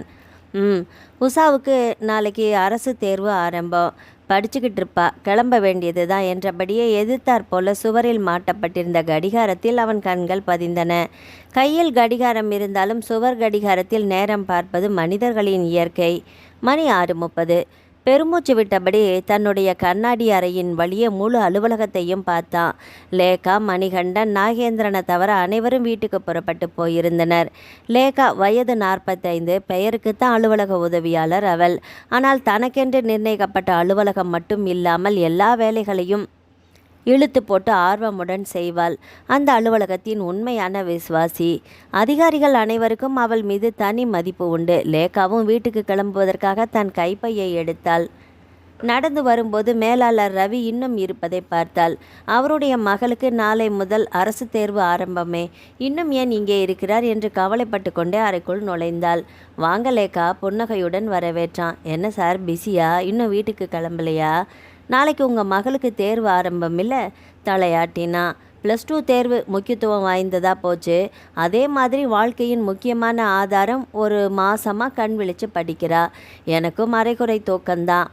அவள் படிக்கிறப்போ இவ இப்படி சிரமப்படுறாளேன்னு என் மனசு கஷ்டப்படுது. நடுராத்திரியில் அவளுக்கு டீ தயார் பண்ணி கொடுப்பேன். இன்றைக்கி கொஞ்சம் சீக்கிரமாக கிளம்பணும்னு நினச்சேன். ஆனால் ஏதோ வேலை, உட்காந்துட்டேன். கிளம்ப வேண்டியது தான் சார். எனக்கு உங்களை 20 வருஷமாகவே தெரியும். ஆமாம், நான் உங்கள் சொந்த விஷயத்தை பேசலாமா? ரவி அவளை புதிராக பார்த்தான். என்ன விஷயம்? லேகாவுக்கு ஏன் அலுவலகத்தில் இருக்கும் அத்தனை பேருக்குமே தெரியுமே, இவ புதுசாக என்ன கேட்க போறா என்று நினைத்தபடியே மேஜை மீது இருந்த டேபிள் வெயிட்டை சுழற்றியபடியே யோசித்தான். உங்கள் மனைவி உங்களோட இல்லையேன்னு வருத்தப்பட்டது உண்டா? லேகாவிடமிருந்து அப்படியொரு கேள்வியை அவன் எதிர்பார்க்கவே இல்லை. பதில் சொல்லாமல் மௌனமாக இருந்தான். கேட்டது தப்புன்னா சாரி சார், லேகா சொன்னாள். நோ, ரொம்ப நாளாக உங்ககிட்ட பேசணும்னு இருந்தேன். நீங்கள் உஷாவோடு தனியாக சிரமப்படுறத நினச்சி வருத்தமாக இருக்கா?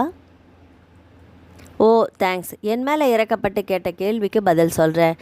நான் என்னைக்கு ராதாவோட மன வாழ்க்கையை தொடங்கினேனோ அன்றிலிருந்து எங்களுக்குள்ள அபிப்பிராய பேதம் இருந்துக்கிட்டே தான் இருந்தது. அதனால் அவள் பிரிவு என்னை பாதிக்கலை, வருத்தமும் இல்லை.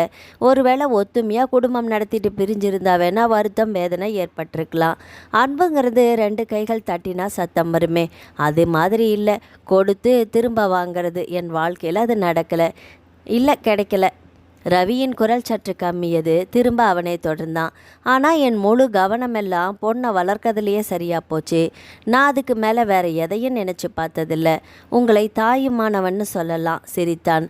அப்பாங்கிறது குழந்தைக்கு உயிர் கொடுக்குற பதவி மட்டுமில்லை, அவங்க பெரியவங்க ஆகிற வரைக்கும் நல்ல கல்வியை கொடுக்கணும். தோலுக்கு மேலே வளர்ந்தப்புறம் தோழமையாக நினச்சி வழி நடத்தணும். அதை நாம் ஒழுங்காக செஞ்சால் பெற்றவங்களுக்கு வயசாகும்போது அவங்க நம்மளை நல்லா பார்த்துப்பாங்க. இதுதானே வாழ்க்கை சக்கரம்.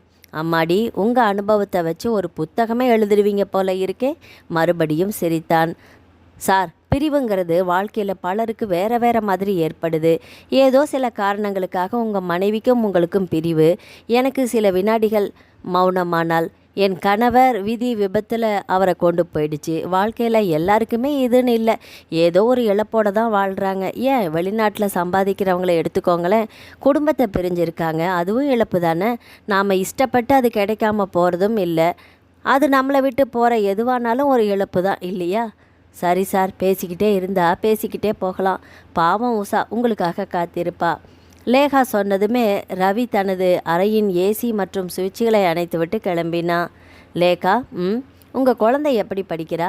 சார், என்னைக்கு இருந்தாலும் அப்பா அம்மாவுக்கு அவங்க வாரிசுங்க குழந்தைங்க தான்.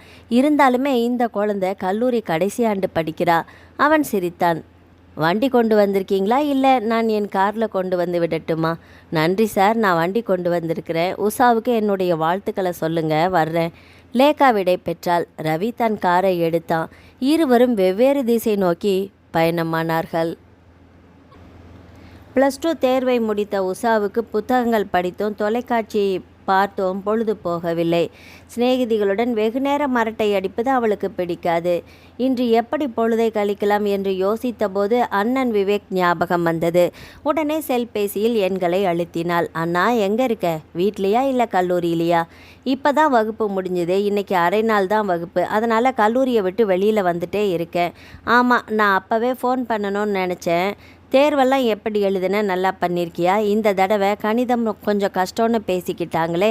நல்லா எழுதியிருக்கேன், கண்டிப்பாக நல்ல மார்க் வரும். கேட்க சந்தோஷமாக இருக்குது. அப்புறமண்ணா, தேர்வு முடிஞ்சாச்சுன்னு ஒரு பக்கம் மகிழ்ச்சி, அதே நேரம் வீட்டில் போர் அடிக்குது. மத்தியானம் சினிமாவுக்கு போகலாமா? மணி 1 தான் ஆகுது. சினிமாவா? தயக்கத்துடன் கேட்டான். ஆமாண்ணா, அப்பா கிட்ட சொன்னேன், ஜாக்கிரதையாக போயிட்டு வான்னு சொன்னார்.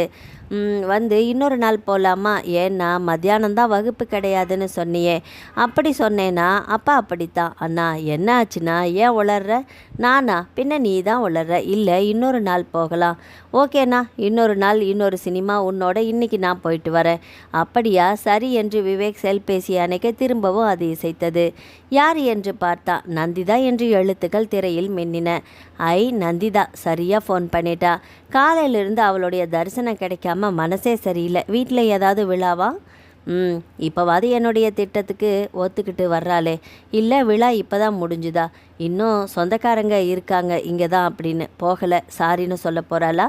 ஒரு வினாடியில் பல கேள்விகள் மனதை தைக்க. ஹலோ என்றான். டேய், சொல்லு. இப்போ தான் வீட்டிலேருந்து கிளம்ப போகிறேன். உனக்கு கல்லூரியிலிருந்து தியேட்டர்கிட்ட தானே, போய் டிக்கெட்டை எடு, நான் வந்துடுறேன். அப்பாடி, நல்ல வேலை, திட்டம் தடைப்பட்டுருமோன்னு நினச்சேன். டேய், நான் தான் தஞ்சாவூர் தலையாட்டி பொம்மை மாதிரி நீ சொல்கிறபடியெல்லாம் ஆடுறேனே, எப்படி வராமல் இருக்க முடியும்? நீ என்ன வசியம் பண்ணினியோ? டேய், அது வசியம் இல்லை, நீ என் வசம். ஓ, இந்த வார்த்தை நல்லா இருக்கே. ஏதாவது ஒரு சினிமாவுக்கு தலைப்பாக வச்சிடலாம். விவேக் சொன்னதும் நந்திதா கலகலை என்று சிரித்தாள். அவன் காதில் அந்த சிரிப்பு சத்தம் அழகிய சங்கீதமாக ஒலித்தது. நந்திதா, எனக்கு சொல்லிவிட்டு வார்த்தைகளை இழுத்தான். என்ன தடுமாற்றம்? சீக்கிரம் சொல்லுங்க, நேரமாகுதில்ல. I love you. டே, இந்த 2 மாதத்தில் இப்போ சொன்னது 200வது தடவை. போர் அடிக்கலையா? உன்கிட்ட இப்படி திரும்ப திரும்ப சொல்லணும்னு எனக்கு ஒரு அதை என்னன்னு சொல்கிறது? விழித்தான். ஒரு வெறி தான், அதை கூட உனக்கு சொல்ல வர மாட்டேங்குதே. ஆமாம் நந்திதா, எனக்கு உன்னை பார்த்தா பேச்சே வர மாட்டேங்குதே. பேசினா வார்த்தை வர மாட்டேங்குது. ஏன், அடுத்த 3 மணி நேரம் உன் கூட சேர்ந்து இருக்க போகிறோம்னு நினச்சா எவ்வளோ மகிழ்ச்சியாக இருக்குது தெரியுமா? ரொம்ப நன்றி. என்னையே நினச்சிட்ருக்காத. அடுத்த வாரம் நம்ம கல்லூரிக்கு பெரிய பெரிய கம்பெனியிலேருந்து ஆள் எடுக்க வர்றாங்க. ஒழுங்காக நேர்முக தேர்வை பண்ணு. ஞாபகம் இருக்குது. என்னுடைய சுறுசுறுப்புக்கு நீ தானே பேட்ரி சார்ஜு. இன்றைக்கி கிடைக்கிற காதல் சந்தோஷத்தில் அடுத்த வாரம் எல்லா கம்பெனியிலும் செலக்ட் ஆகிடுவேன் பாரு. ரொம்ப தான் நம்பிக்கை தானே வாழ்க்கை. சரி, அதை விடு. நீ என்ன ட்ரெஸ்ஸில் வரப்போகிற? முதல்ல அதை சொல்லு. டேய், உனக்கு சேலை பிடிக்காது, மிடி போட்டுக்கிட்டு வர முடியுமா? ஜீன்ஸ் பேண்ட் டிஷர்ட் ஓகேவா? ஆனால் நீ விரும்புறது சுடிதார் தானே? ஆமாம். எப்படி சரியாக சொல்கிற? வியப்போடு கேட்டான். என்னை புரிஞ்சிக்க நீ ஆயுசு முழுக்க யோசிக்கணும். ஆனால் உன்னை 3 நாளில் முழுசாக புரிஞ்சுக்கிட்டேன். எப்படி பட்டுன்னு சரியாக பேசுகிற? அதுதான் நான். நந்திதா, ஒரு தடவை சிரியேன். எதுக்கு? ப்ளீஸ் கெஞ்சினா. விஷயம் இல்லாமல் சிரிச்சா பக்கத்தில் இருக்கிறவங்க யாராவது ஆம்புலன்ஸுக்கு ஃபோன் பண்ணிடுவாங்க. நந்திதா, ப்ளீஸ் பயப்படுத்தாத, சிரி. என்ற நந்திதா சிரித்தாள். கலகல என்று அழகிய சங்கீதம் போல சிரித்தாள். விவேக் மௌனமாக செல்பேசியை இடைவெளி இல்லாமல் காதில் அணித்து அந்த சிரிப்பின் ஒளியை அணுவாக ரசித்தான். அது அவன் இதயத்தை வருடியது. சரி, என்ன நிற சுடிதார் போட்டுட்டு வரப்போற, அதையாவது சொல்ல. அதையெல்லாம் சொல்லக்கூடாது. நேரில் என்னை பார்த்து நீயே அசந்து போகணும். அப்போ தான் ஒரு த்ரில்லிங்கே இருக்குது. ஓ, உன்னை பார்த்து நான் சொல்லு விடணும்னு நினைக்கிறேன். டேய், ரொம்ப அழட்டிக்காத. உனக்கு நான் ரொம்ப அதிகம்தான். உனக்கு வாய் ரொம்ப ரொம்ப அதிகம்தான். சொல்ல மாட்ட பின்ன. இதோ பாரு, இப்படி பேசிக்கிட்டே இருந்தால் நாம் பேசிக்கிட்டே இருப்போம். நேரமாகுது. நீ முதல்ல தியேட்டருக்கு கிளம்பு. வழியில் அவனை பார்த்தேன் இவனை பார்த்தேன்னு நின்று பேசிட்டு நேரம் கழித்து வந்த. உனக்கு முன்னாடி தியேட்டரில் தனியாக போய் நின்னா எனக்கு ஒரு மாதிரியாக இருக்கும். ஓகே ஓகே, இதோ கிளம்பிட்டேன் சொன்ன விவேக் அடுத்த வினாடி மோட்டார் சைக்கிளை வேகமாக உதைத்தான். நந்திதா என்ன ஒரு அழகு. இமைகள் படபடக்கும் போதெல்லாம் அழகிய வண்ணத்து பூச்சிகள் பறப்பது போல இருக்கும். வில் புருவம், சிலைக்கு செதுக்கப்பட்டது போல அழகான சீரான மூக்கு. பேசும்போதெல்லாம் அவளின் இனிய குரலை கேட்பதா, இல்லை அவள் உதடுகள் பிரிந்து பிரிந்து சேரும் அந்த சொர்க்கலோக அழகை ரசிப்பதா? தமிழ் தேன்மொழி. அவள் உச்சரிக்கையில் அது அமிர்தமாக இனிக்கிறது. எத்தனை நாட்கள் அவளது சுடிதாரின் துப்பட்டாவை எடுத்து என் கழுத்தில் மாலையாக போட்டு சுகம் கண்டிருக்கிறேன். துப்பட்டாவே இத்தனை சுகம் என்றால் அவளின் கைகள் என் கழுத்தில் மாலையாக விழுந்தாள். நினைத்த மாத்திரத்தில் விவேக் தன்னை மறந்தான். அவனின் நினைவுகளில் மூழ்கியவனுக்கு தான் எப்படி சினிமா தியேட்டர் முன் வந்தோம் என்று தெரியவில்லை. வண்டியை நிறுத்திவிட்டு நந்திதா சொன்ன வாசலுக்கு வந்தான். கூட்டம் வர ஆரம்பித்தது. வெயிலின் தாக்கம் குறைந்து இயற்கை இதமாக இருந்தது. ஒருவேளை நந்திதா எனக்கு முன்னாடியே தியேட்டருக்கு வந்திருப்பாளா? கண்களால் தேடினான். பெண்கள் நிற்கும் இடமெல்லாம் தேடியும் அவள் தென்படவில்லை. கடிகாரத்தை பார்த்தா மணி 2 தொட்டிருந்தது. டிக்கெட்டை வாங்கி வைத்து விடலாமா என்று கவுண்டரை பார்த்தான். 5-6 பேர் வரிசையில் நின்றிருந்தார்கள். சரி, அவள் வர்றதுக்குள்ளே டிக்கெட்டை எடுத்துடுவோம் என்று தனக்குள் சொல்லிக்கொண்டு 2 பால்கனி டிக்கெட்டுகளை வாங்கி கொண்டு அதே வாசலுக்கு வந்து அவளை தேடினான். இந்த நேரம் வந்திருக்கலாமே. செல்பேசியை எடுத்தான். எண்களை அழுத்த போனான். அப்போது முதுகில் கை ஒன்று உரிமையாக தட்ட ஆசையுடன் நந்திதா என்றபடியே திரும்பி பார்த்தான். அதிர்ச்சியில் வார்த்தைகள் வரவில்லை. உஷா சிரித்தபடி நின்று கொண்டிருந்தாள். என்னன்னா, எதுக்கு இப்படி மிரள்ற? என்னாச்சு உனக்கு? எனக்கா ஒன்றும் இல்லையே. படபடப்பு அடங்காமல் பேசினான். அண்ணா, மத்தியானம் வகுப்பு இல்லை, வீட்டுக்கு போகிறேன்னு சொன்னேன். ஆனால் நண்பன் ஒருத்தன் கட்டாயப்படுத்தி சினிமாவுக்கு வரணும்னு சொல்லிட்டான். தட்ட முடியல. ஓ, உன்னோட முதுகு பக்கத்தை பார்த்தவுடனேயே நினச்சேன் பரவாயில்ல அண்ணன் வந்திருக்கானேன்னு. ஹிஹிஹி அசடு வழிந்தான். தங்கையிடம் போய் சொல்லிவிட்டு சினிமாவுக்கு வந்தது அவமானமாக இருந்தது. அண்ணா, இந்த படம் வந்து 3 வாரமாச்சே, இன்னும் பார்க்கலையா? பார்த்துட்டேன். இல்லை, பார்க்கல. எது சரி, பார்த்துட்டியா இல்லையா? ஏன்னா இப்படி குழப்பத்தோடையே பேசுகிற? நானா? சீச்சி, பார்த்துட்டேன். ஆனால் சிநேகிதனுக்காக 2வது தடவை. ஆமாம், சிநேகிதன் எங்க? நல்ல கேள்வி. சிநேகிதன் எங்க? விவேக் தன்னைத்தானே கேட்டுக்கொள்ள பச்சையும் மஞ்சள் நிறமும் கலந்த பூ போட்ட சுடிதாரில் தேவதையாக நந்திதா வர இவனுக்கு வியர்த்தது. விவேக் கூப்பிட்டபடி நந்திதா கையசைத்தாள். அவன் சப்த நாடிகளும் அடங்கி மௌனமாக நின்றான். ஹே விவேக், காதில் விழலையா? கேட்ட நந்திதா இன்னும் அருகில் வந்திருந்தாள். அண்ணா, உன்னைத்தான் யாரோ கூப்பிடுறாங்க. யாரு? மலங்க மலங்க கேட்டான். அவன் நெஞ்சு படபடுத்தது. எனக்கு என்ன தெரியும், நீ தான் சொல்லணும். ஆமாம், உண்மையை சொல்கிற நேரம் வந்துடுச்சு, குரலை தாழ்த்தி சொன்னான். ஓ, என்ன உண்மை? அவ தான் என் சிநேகிதி. அப்படியா? உஷா வியப்போடு கேட்டாள். எப்படியோ அப்படித்தான், மறுபடி உளறினான். விவேக், என்ன இது? கூப்பிட கூப்பிட காதில் விழலையா? கேட்டவள் பக்கத்தில் நின்றிருந்த உஷாவை வினோதமாக பார்த்தாள். இவளும் நம்ம கல்லூரியா? விவேக்கும் இவளுக்கும் என்று என் சந்தேகமாக பார்த்தாள். விவேக், யார் இவ? மெல்லிய குரலில் கேட்டாள். வந்து என்ன பதில் சொல்வதென்று தெரியவில்லை. தயங்கினான். நான் விவேக்கோட தங்கச்சி. உஷாவே தன்னை அறிமுகப்படுத்தி கொண்டாள். தங்கையை பார்த்த அதிர்ச்சியில் இருந்து அவன் இன்னும் மேலவில்லை. கைகளை பிசைந்தான். விவேக், நீ உனக்கு ஒரு தங்கை இருக்காள்னு இதுவரைக்கும் என்கிட்ட சொல்லவே இல்லையே, உரிமையாக கேட்டாள்.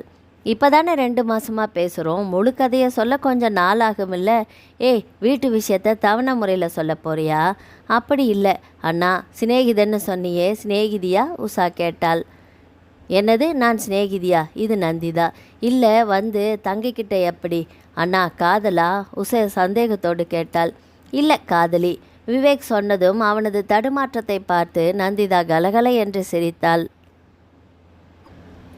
அண்ணா, அண்ணி நல்லா அழகாக இருக்காங்க, அதனால தான் விரும்ப ஆரம்பித்தேன். ஆனால் என்ன கொஞ்சம் வாய் அதிகம். ஏய் விவேக், முதல்ல உன் தங்கச்சிக்கிட்ட என்னை இப்படியே அறிமுகப்படுத்துவ?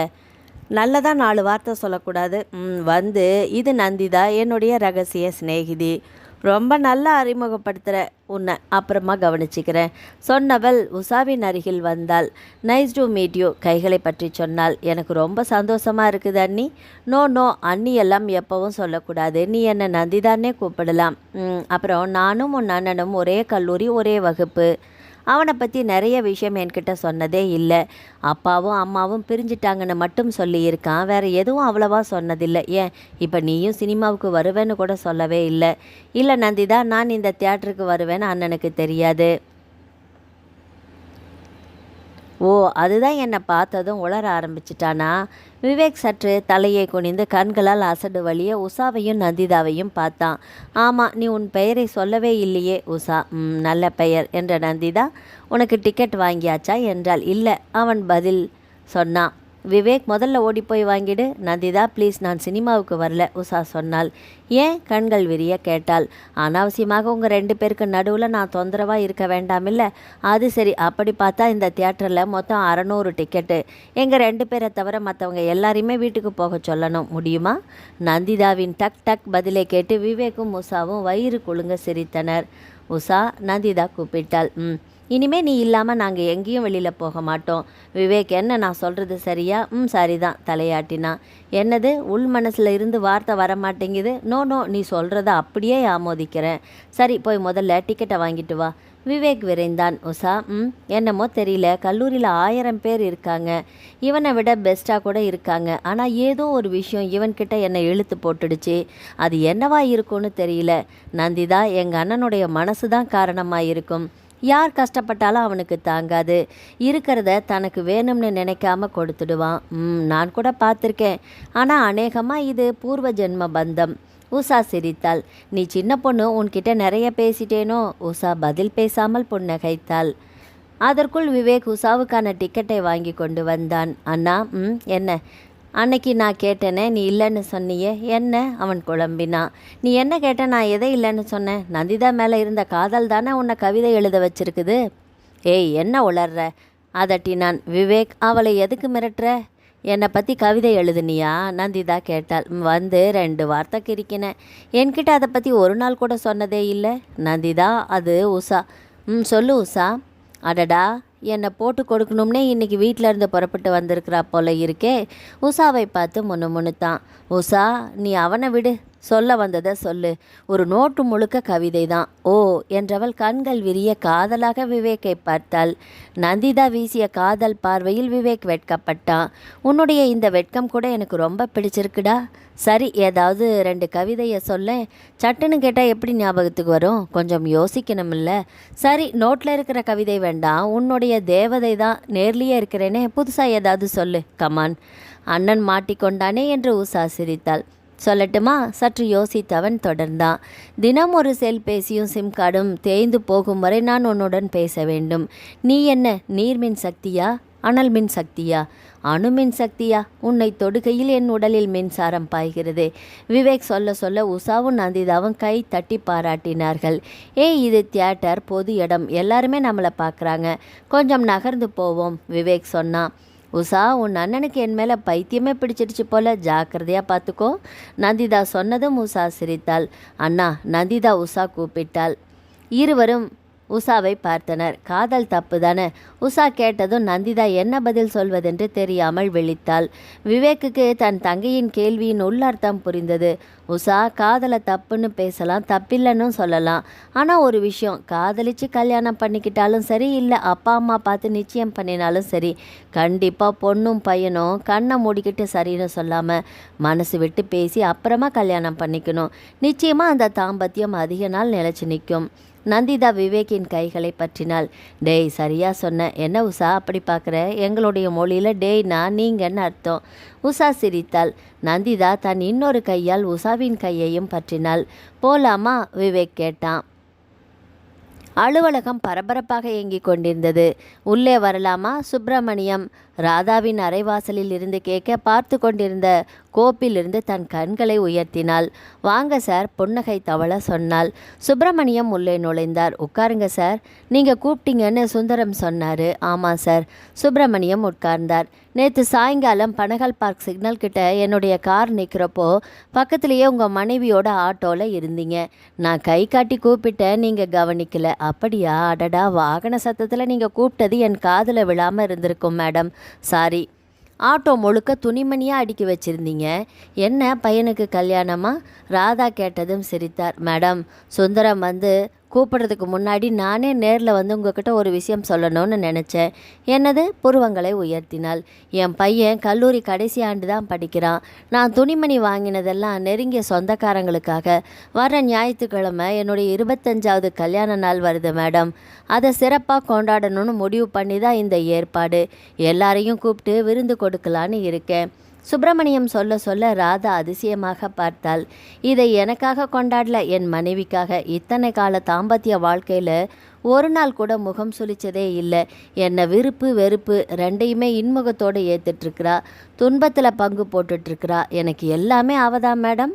சாயந்தரம் 5 மணி ஆச்சுன்னா போதும், இந்த வயசுலேயும் நான் எப்போ வருவேன்னு வீட்டு வாசலில் காத்திருப்பா. அவளுக்கு நான் என் பையன் கிஷோர் தவிர வேற எதுவுமே தெரியாது. அப்படிப்பட்டவளுக்காக நான் கொடுக்க போகிற மரியாதை தான் இந்த விழா. குடும்பங்கிறது சுமை இல்லை, சுகங்கிறது எனக்கு உணர்த்தினவ. வர்ற ஞாயிற்றுக்கிழமை கண்டிப்பாக நீங்கள் காலையிலேயே வீட்டுக்கு வந்துடணும். அப்போ தான் எங்களுக்கு பெருமை. சுப்பிரமணியம் மூச்சு விடாமல் தன் கல்யாண நாள் விழாவை பற்றியும் தன் மனைவியை பெருமையாகவும் சொல்ல, ராதாவுக்கு ஒரு புறம் மகிழ்ச்சியாகவும் மறுபுறம் நாம் வாழ்கிறதெல்லாம் வாழ்க்கை தானா என்ற கேள்வியும் எழுந்தது. கண்டிப்பாக வர்றேன் சார், மகிழ்ச்சியோடு சொன்னாள். அவர் புறப்பட்டு போனார். ராதா கண் கலங்கி தன் எதிரே இருந்த கணினி திரையை வெறுமையாக பார்த்தாள். குடும்பங்கிறது சுமை இல்லை, சுகம் என்ற வார்த்தைகள் நெஞ்சில் ஏக்கத்தை ஏற்படுத்தியது. அவளையும் அறியாமல் கண்ணீர் ஆறாக வழிந்தது. குடும்பங்கிறது நான் சுமையா நினச்சிட்டேனோ? அவள் மனது தவித்தது. இரவு 9 மணி. சாப்பாட்டு மேஜையின் இருபுறமும் எதிரெதிராக ராதாவும் விவேக்கும் உட்கார்ந்திருந்தனர். இனிமேலும் விஷயத்தை தாமதிக்காமல் அம்மாவிடம் சொல்லிவிட வேண்டியதுதான் முடிவு செய்தான். தொண்டையை செருமினா. என்னடா, மிளகாயை கடிச்சிட்டியா? இதை குடி சொன்னவள் தண்ணீர் டம்ளரை விவேக்கிடம் நீட்டினாள். விவேக்கும் வாங்கி குடித்தான். அம்மா தயங்கியபடியே கூப்பிட்டான். நான் ஒரு பொண்ணை காதலிக்கிறேன். ராதா அதிர்ந்தால். விவேக் முழு விஷயத்தையும் சொன்னான். உனக்கு கல்லூரி வளாக நேர்முக தேர்வில் வேலை கிடைச்சதே, அதே மாதிரி அவளுக்கும் கிடைச்சதா? ஆமாம், ஆனால் அவள் வேறு கம்பெனியில் வேலை செய்கிறா. அவங்க வீட்டில் அவளுக்கு கல்யாணம் பண்ணணும்னு நினைக்கிறாங்க. ஓ, நான் இந்த கல்யாணத்துக்கு சம்மதம் தெரிவிக்கலைன்னா நிச்சயம் சம்மதம் சொல்வேன்னு எனக்கு 100% நம்பிக்கை இருக்குமா. ஒருவருக்கொருவர் நல்லா புரிஞ்சு வந்திருக்கிறோம், விட்டு கொடுக்குற மனப்பான்மை இருக்குது. அதனால் கல்யாணத்துக்கு அப்புறமும் எங்களுக்குள்ள பிரச்சனை வராதுமா. கல்யாணத்துக்கு அப்புறம் பிரச்சனை வராது என்று சாதாரணமாக சொல்லி இருந்தாலும் அது ராதாவின் உள்மனதை உறுத்தியது. சாட்டையால் அடித்தது போல இருந்தது. சரிப்பா, என்ன மாதிரி வாழ்க்கை யாருக்கும் வராமல் இருந்தாலே போதும். நல்ல நாள் பார்த்து நானே அவங்க வீட்டுக்கு போய் பேசிட்டு வந்துடுறேன். நன்றிம்மா. அம்மாவை கட்டி கொண்டு மகிழ்ச்சியை தெரிவித்தான். இருவரும் சாப்பிட்டு எழுந்தனர். அம்மா, நான் ஒன்று சொல்லட்டுமா? என்னடா? அப்பா மேலே உனக்கு இருக்கிற கோபம் ஏதோ ஒரு விதத்தில் நியாயமாக இருக்கலாம். ஆனால் என் மனசில் ஆதங்கமாக இருக்குமா. அப்பா சிகரெட் குடிப்பாரா? இல்லை. தண்ணி, அதுதான் ட்ரிங்க்ஸ். அதுவும் இல்லைடா. அப்போது தப்பான தொடர்பு இருந்ததா? அர்த்தமே இல்லாமல் உன்னை அடிச்சிருக்கிறாரா? இல்லைப்பா. வெறும் கருத்து வேற்றுமைக்காகவும் உப்பு பெறாத விஷயத்துக்கும் கோர்ட்டு வரை போய் பிரிஞ்சது தப்பு இல்லையா? உட்கார்ந்து பேசி தீர்க்க வேண்டிய பிரச்சனைக்கு சட்டத்தை நாடக்கூடாதுமா. உண்மையான அன்பும் பாசமும் இருந்தாலே போதும், கல்லையும் கரைய வைக்கலாம். விவேக் பேச பேச ராதாவுக்கு மனம் பதற்றமடைந்தது. என் கல்யாணத்துக்கு அப்பாவை கூப்பிடுமா, அதுதான் நல்லது. மகன் சொன்னதும் சட்டென்று கோபம் வந்தது. இந்த பிரிவுக்கு நான் மட்டும்தான் காரணமா? ஏன் அவர் விட்டு கொடுத்து போயிருந்தா இந்த நிலைமை வந்திருக்காது. ஆண்கள்னா அவங்களுக்கு பெண்கள் அடிமையாக இருக்கணுமா என்ன?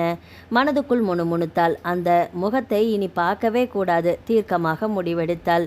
விவேக், அந்த ஆளுக்கு மனித தன்மையே கிடையாது. உன் கல்யாணத்துக்கு அவர் வரணும்னு நினச்சா தாராளமாக கூப்பிட்டுக்கோ, ஆனால் நான் வரமாட்டேன் என்று சொல்லிவிட்டு நகர விவேக் அமைதியாக அம்மாவை பார்த்தான். நாட்கள் நகர்ந்தன. நல்ல சுப முகூர்த்த நாளில் நகரின் மிகப்பெரிய கல்யாண மண்டபத்தில் விவேக் நந்திதா கல்யாணம் நடைபெற்று கொண்டிருந்தது. விவேக்கின் நண்பர்கள், நந்திதாவின் தோழிகள், உறவினர்கள் என்று மண்டபத்தில் கூட்டம் களை கட்டியது. நல்ல நேரத்தில் மந்திரம் சொல்லப்பட நாதஸ்வரம் ஒலிக்க மேளம் முழங்க நந்திதாவின் கழுத்தில் தாலியை கட்டினான். எல்லா திசைகளில் இருந்தும் பெரியவர்களால் ஆசீர்வதிக்கப்பட்ட பூக்களும் அட்சதையும் அவர்கள் மேல் விழுந்தன. கேமராக்கள் அவசர அவசரமாக காட்சியை பதிவு செய்தன. நந்திதா முகத்தில் ஆனந்தம். ஒவ்வொருவராக வந்து தங்கள் அன்பளிப்பை அளிக்க நீண்ட வரிசையில் நின்றிருந்தனர். அதில் தூரத்தில் ரவி. ராதா திகைப்படைந்தாள். அவரை கூப்பிடக்கூடாதுன்னு விவேக்கிட்ட சொல்லியிருந்தேனே, அப்போ என் வார்த்தைக்கு மதிப்பில்லையா? தனியாலா இந்த சமூகத்தில் நின்று அவனை ஆசையா அன்பா வளர்த்தேனே, அதுக்கு கொடுக்குற பலன் இதுதானா? கேட்டுவிடலாம். ராதா தன் பக்கத்தில் இருந்தவர்களை கடந்து விவேக்கிடம் வந்து ரவியை சுட்டி காட்டினாள். நீ கல்யாணத்துக்கு கூப்பிட்டியா? மெதுவாக ஆனால் கோபமாக கேட்டாள். அப்போதுதான் விவேக் தன் அப்பாவை பார்த்தான். மகிழ்ச்சியில் மூழ்கினான். அதை வெளிக்காட்டி கொள்ளாமல் நான் கூப்பிடலாமா என்றான். கூப்பிடாத போது அழையா விருந்தாளியா வந்து என் மன நிம்மதியை கெடுக்கணுமா? அவள் மனது தவித்தது. வெளியில போங்க என்று கத்திவிடலாமா என்று யோசனை எழ அதற்குள் மணமக்கள் அருகிலேயே வந்திருந்தான் ரவி. வாங்க சார், கண்டிப்பாக சாப்பிட்டுட்டு தான் போகணும். நீங்கள் என் பொண்ணு கல்யாணத்துக்கு வந்ததும் ரொம்ப ரொம்ப மகிழ்ச்சி என்று வரவேற்ற நந்திதாவின் அம்மா லேக்கா ராதாவிடம் கூட்டி சென்று அறிமுகப்படுத்தினாள். சார் பெயர் ரவி, நான் வேலை பார்க்கிற கம்பெனியோட சீனியர் மேனேஜர். அதிர்ந்த ராதா பெயருக்காக புன்னகைத்தாள். அப்பா அருகில் வந்தபோது விவேக்குக்கு அவனையும் அறியாமல் கண்ணீர் கோர்த்தது. நன்றி சார், கையெடுத்து வணங்கினான். ரவி தன் கையில் இருந்த பூக்களையும் அட்சதையையும் விவேக் நந்திதா மீது தூவி கடவுள் அருளால் நல்லா இருப்பீங்க என்று வாழ்த்திவிட்டு நகர்ந்தான். விவேக் அலுவலகம் முடிந்து மாலை 6 மணிக்கு வீட்டுக்குள் நுழைந்தான். அதிசயமாக அவனுக்கு முன்னாடி வீட்டுக்கு வந்திருந்த ராதா, வாடா, என்ன குடிக்கிற, டீயா இல்லை காப்பியா என்றாள். அம்மா, இன்னைக்கு சென்னை வெயில் 105 டிகிரியை தாண்டிடுச்சு. நான் வேலை செய்கிற இடம் முழுக்க ஏசி தான். ஆனால் தாகம் எடுத்துக்கிட்டே இருக்கு. எனக்கு ஏதாவது ஜில்லுன்னு பழச்சாறு கொடுவேன். சரிடா என்றவன் ஃப்ரிட்ஜை திறந்து மாம்பழச்சாறை வெளியே எடுத்தாள். ஏண்டா, நந்திதா எப்போ வருவா? அம்மா, ஐடி கம்பெனியில் வேலை செய்கிறவங்க எப்போ வருவாங்கன்னு சொல்ல முடியாது. அங்கே பெண்களுக்குன்னு தனி சலுகையும் எதிர்பார்க்க முடியாது. ஆனால் பாதுகாப்பு உண்டு. ராதா மாம்பழ பானம் கொடுத்தால். விவேக் வாங்கி ருசித்தான். அம்மா, இது நீ தான் தயார் பண்ணியா? சூப்பராக இருக்குது பாராட்டினாள். ஆமாண்டா, வீட்டில் பண்ணியா அது தனி ருசி தான். அதுவும் உன் கையால் பண்ணினா அதுக்கு தனி ருசி தான். விவேக் திரும்பவும் பாராட்டினான். வாசலில் இருசக்கர வாகனம் வந்து நிற்கும் சத்தம் கேட்டது. நந்திதாவோ தனக்குள் சொல்லி கொண்டான். வாசல் மணியை அழுத்தினாள் அவள். அம்மா, நந்திதா தான் சொன்ன விவேக் ஆசையாக வாசலுக்கு போய் கதவை திறந்தான். கைப்பையுடன் நந்திதா முகம் சோர்ந்து நின்று கொண்டிருந்தாள். அவள் உள்ளே வர, என்னாச்சு இவ்வளவு சோர்வாயிருக்க? காய்ச்சலா? அவளின் கழுத்து பகுதியை தொட்டு பார்த்தான். சோஃபாவில் உட்கார்ந்திருந்த ராதா அதனை கவனித்தாள். மத்தியானத்திலிருந்து ஒரே தலைவலி. மாத்திரை தரட்டுமா? கவலையோடு கேட்டான். வேண்டாம். சரி, சூடா என்ன குடிக்கிற? விவேக், ப்ளீஸ் டீ தரியா? அதுவும் இஞ்சியை போட்டு நீ தயார் பண்ணுவியே. ஏய் ப்ளீஸ், முதல்ல உட்காரு, நான் டீ தயார் பண்ணுறேன். நந்திதா களைப்போடு அமர்ந்தாள். விவேக் ராதா கூப்பிட்டாள். என்னம்மா? அவளுக்கு நான் டீ தயார் பண்ணி தரேன், நீ உட்காரு. அம்மா, நீ எதுக்கு சிரமப்படுற?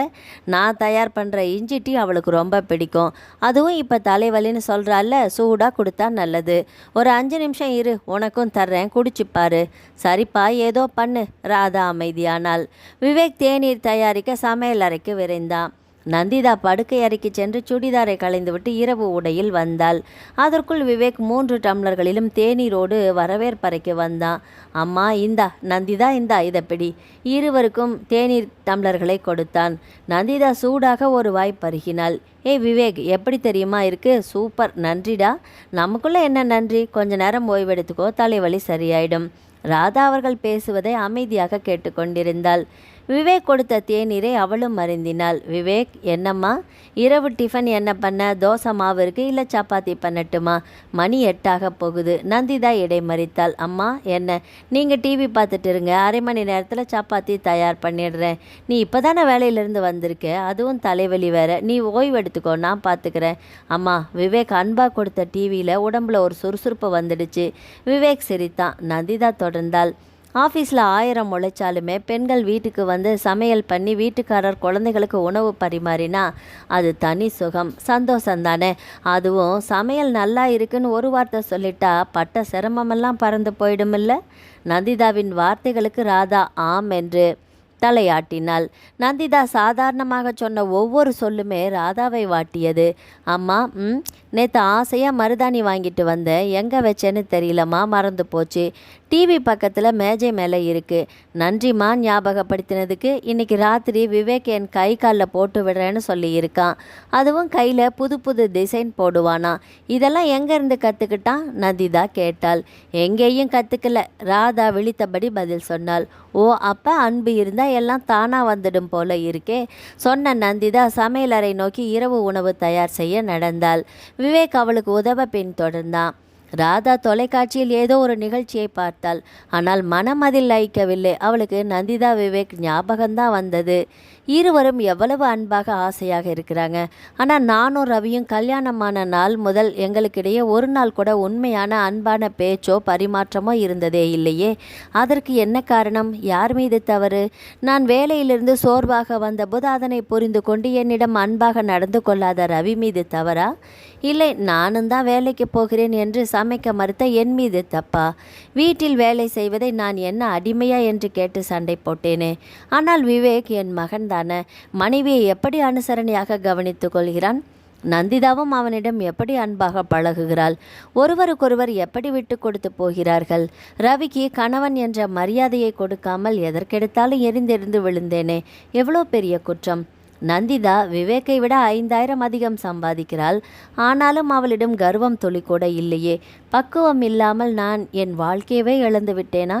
ராதாவின் கண்களில் கண்ணீர். சமையல் அறைக்குள் நந்திதாவும் விவேக்கும் சிரித்து சிரித்து பேசும் சத்தம் தான் அவசரப்பட்டு எப்படிப்பட்ட தவறை செய்துவிட்டோம் என்பதை உணர்த்தியது. காலை 10 மணி. விவேக் அலுவலகத்தில் இருந்தான். செல்பேசியின் அழைப்பு ஒலியை கேட்டதும் ஆசையாக அவசரமாக எடுத்தான். ஹலோ, விவேக் பேசுகிறேன். எப்படி நான் இருக்கேன்? உஷா கேட்டாள். நல்லா இருக்கேன். நந்திதா அம்மா எல்லாம் நலமா? எல்லாருமே நல்லா இருக்காங்க. உனக்கு உணவு இடவசதியெல்லாம் எப்படி? ஒன்றுமே பிரச்சனை இல்லை, வீட்டில் இருக்கிற மாதிரியே இருக்குது. ரொம்ப மகிழ்ச்சி. நீ என் கல்யாணத்தில் கலந்துக்க முடியலையேன்னு ஒரு வருத்தம் இருந்துக்கிட்டே இருக்குது. என்ன நான் பண்ணுறது? எனக்கு அமெரிக்கா போகணும்னு ஆசையாக கனவோ கிடையாது. சில பேர் அதிர்ஷ்டங்கிறாங்க, பல பேர் திறமைங்கிறாங்க. எது எப்படி இருந்தாலும் என்னுடைய ஆசிரியர்கள் எல்லாமே இந்த மாதிரி ஒரு நல்ல ஸ்காலர்ஷிப்போடு அமெரிக்காவில் எல்லாருக்குமே படிக்க கிடைக்காது. உனக்கு கிடைச்சிருக்குது, அந்த சந்தர்ப்பத்தை விட்டுடாதன்னு சொன்னாங்க. ஏன், நானும் அதையே தான் சொன்னேன். ஆமாண்ணா. இப்போ அங்கே மணி என்ன? விவேக் தொடர்ந்து கேட்டான். ராத்திரி 10. ஓ அண்ணா, முன்னாடி நாம் 2 பேரும் அடிக்கடி சந்திப்போம். இப்போ முடியலையேன்னு வருத்தமாக இருக்குது. எனக்கும் தான் உஷா. என்ன பண்ணுறது? இந்தியாவில் இருக்கிறப்ப நாம் தைரியமாக சந்திக்க முடிஞ்சது. கோர்ட்டில் இவங்க சுமூகமாக பிரிஞ்சு நீ அப்பாக்கிட்டேயும் நான் அம்மாக்கிட்டேயும் வளரதா முடிவாச்சு. மாதம் ஒரு தடவை ஞாயிற்றுக்கிழமை நாம் சந்திக்கலான்னு ஒரு தீர்மானம். ஆனால் என்னாச்சு? மாதம் ஒரு வாட்டி சந்திக்கிற போது நம்ம அப்பா அம்மா சண்டை போட்டுப்பாங்க. கொஞ்சம் கொஞ்சமாக அந்த சந்திப்பும் நின்று போச்சு. அப்புறமா நானும் நீயும் அவங்களுக்கு தெரியாமல் சந்திக்க வேண்டிய நிலைமையும் வந்துடுச்சு. சரி, நீ கவலைப்படாமல் இரு. நல்லா படி. அநேகமாக என் கம்பெனி மூலமாக நானும் அமெரிக்கா வர வாய்ப்பு இருக்குது. பார்க்கலாம். அண்ணா, கேட்கவே சந்தோஷமாக இருக்குது. சீக்கிரம் அம்மா, நீ, அண்ணி எல்லாருமே வந்துடுங்க. உஷாவின் அன்பை நினைத்து நெகிழ்ந்தான். அண்ணா, ஃபோனை வச்சிடட்டுமா? சரிம்மா, வைத்தான். ஞாயிற்றுக்கிழமை வீட்டு வரவேற்பறை. சோஃபாவில் உட்கார்ந்து மடிக்கணினியில் அலுவலக பணியை பார்த்து கொண்டிருந்த விவேக் ஒரு குறிப்பிட்ட கடிதத்தை படித்ததும் உற்சாகமானான். அம்மா உரக்க கத்தி கூப்பிட்டான். என்னடா? சமையல் அறையில் இருந்தே ராதா கேட்டாள். நந்திதா எங்க? அவளும் என் கூட சமையல் அறையில் தான் இருக்கா. அப்படியா? நீங்கள் 2 பேரும் சீக்கிரமாக இங்கே வாங்க, அவசரம். திரும்பவும் பலமாக குரல் கொடுத்தான். நந்திதாவும் ராதாவும் அவன் இருந்த இடத்துக்கு ஓடி வந்தார்கள். என்னடா ஆச்சு? ராதா பதற்றத்தோடு கேட்டாள். முதல்ல ஆளுக்கு ஒரு கை கொடுத்து என்னை வாழ்த்துங்க. எதுக்கு விவேக்? கேட்ட நந்திதா தனது வலது கையை நீட்டினாள். ராதாவும் கை நீட்டினாள். இருவரது கையையும் பற்றியவன் ஒரு முறை உற்சாகமாக பார்த்தான். அம்மா, கம்பெனியில் என்னை அமெரிக்காவுக்கு அனுப்ப தேர்ந்தெடுத்து விசாவும் வாங்கிட்டாங்க. புறப்பட வேண்டியது தான். இப்போ தான் செய்தி வந்தது. ஓ, வாழ்த்துக்கள். நந்திதா குதித்தாள். எத்தனை வருஷம்டா அமெரிக்காவில் இருக்கணும்? ராதா கவலையோடு கேட்டாள். எத்தனை வருஷமா? நிரந்தரமாக அங்கே தான் இருக்கணும். கொஞ்ச நாளைக்கு விசாவை நீட்டிச்சு கொடுப்பாங்க. அப்புறம் அப்படியே இருக்க வேண்டியது தான். மகிழ்ச்சி பிடிபடாமல் பேசினா. நிஜமாவா சொல்கிற? சோகம் இழையோட கேட்டாள். ஏம்மா உனக்கு குரல் இப்படி கீழே இறங்குது? நல்ல விஷயம் தானே. நான் போய் கொஞ்ச நாள்லேயே நீ நந்திதா அங்கே வர வேண்டியது தான்.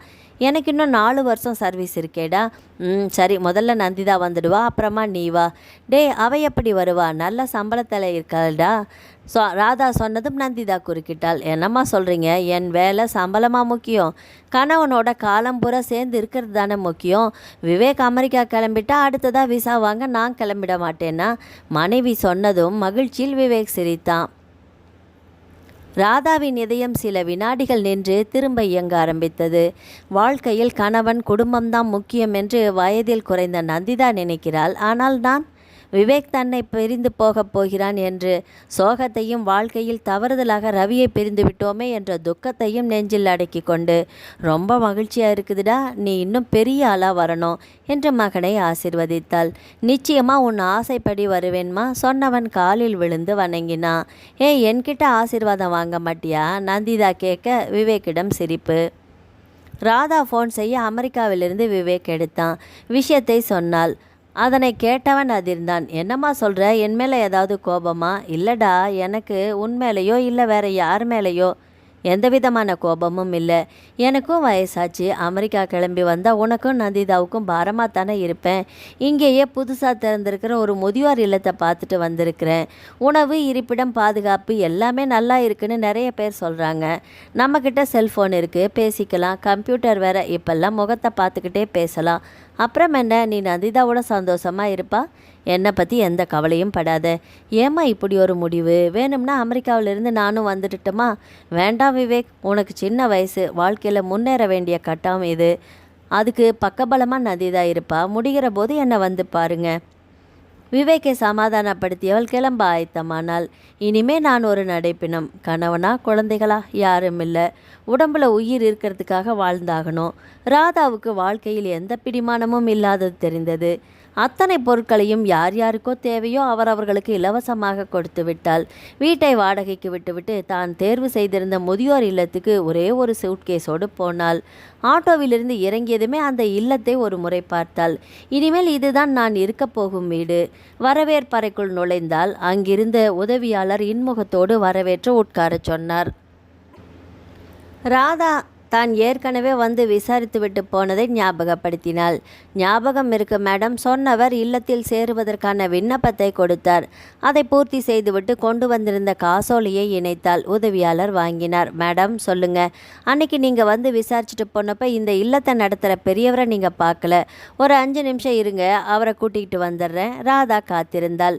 5வது நிமிடம் வாங்கம்மா என்ற அன்பான குரலில் வரவேற்க ராதா பார்த்தாள். நெற்றி நிறைய விபூதி, கதர் சட்டை, வேட்டி என்று மிக சாதாரணமாக ஆனால் ஒளியுடன் இருந்தார். நான் எனக்கு என்ற வார்த்தைகளை இழுத்த ராதா மெதுவாக நாற்காலியிலிருந்து எழுந்தாள்.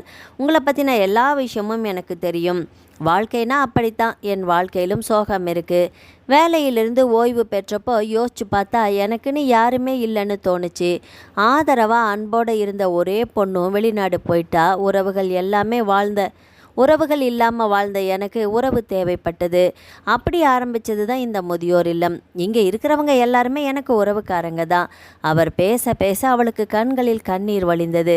ஏன் அழறீங்க? எல்லாரையும் பிரிஞ்சு இங்கே வந்துட்டோமேன்னு வருத்தப்படுறீங்களா? கவலைப்படாதீங்க.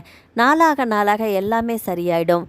உங்களுக்கு ஒதுக்கப்பட்ட அறை எண் 3. இந்தாங்க சாவி. கைகள் நடுங்க தனது அறையின் சாவியை வாங்கியவள், நீங்கள் எங்கே தங்கியிருக்கீங்க என்றாள். இங்கேயே தான், அறை எண் 6ல் இருக்கேன். எதுவாக இருந்தாலும் 24 மணி நேரமும் என்னை கூப்பிடலாம். நான் உங்கள் கூடவே தங்கலாமா கேட்ட ராதா கண்ணீர் வழிய வாய்விட்டு அழுதாள். என்னை மன்னிச்சிடுங்க கதறினாள். அவளிடமிருந்து கண்ணீர் ஆறாக பெருக்கெடுத்து ஓடியது. ரவி மெல்ல அருகில் வந்தான்.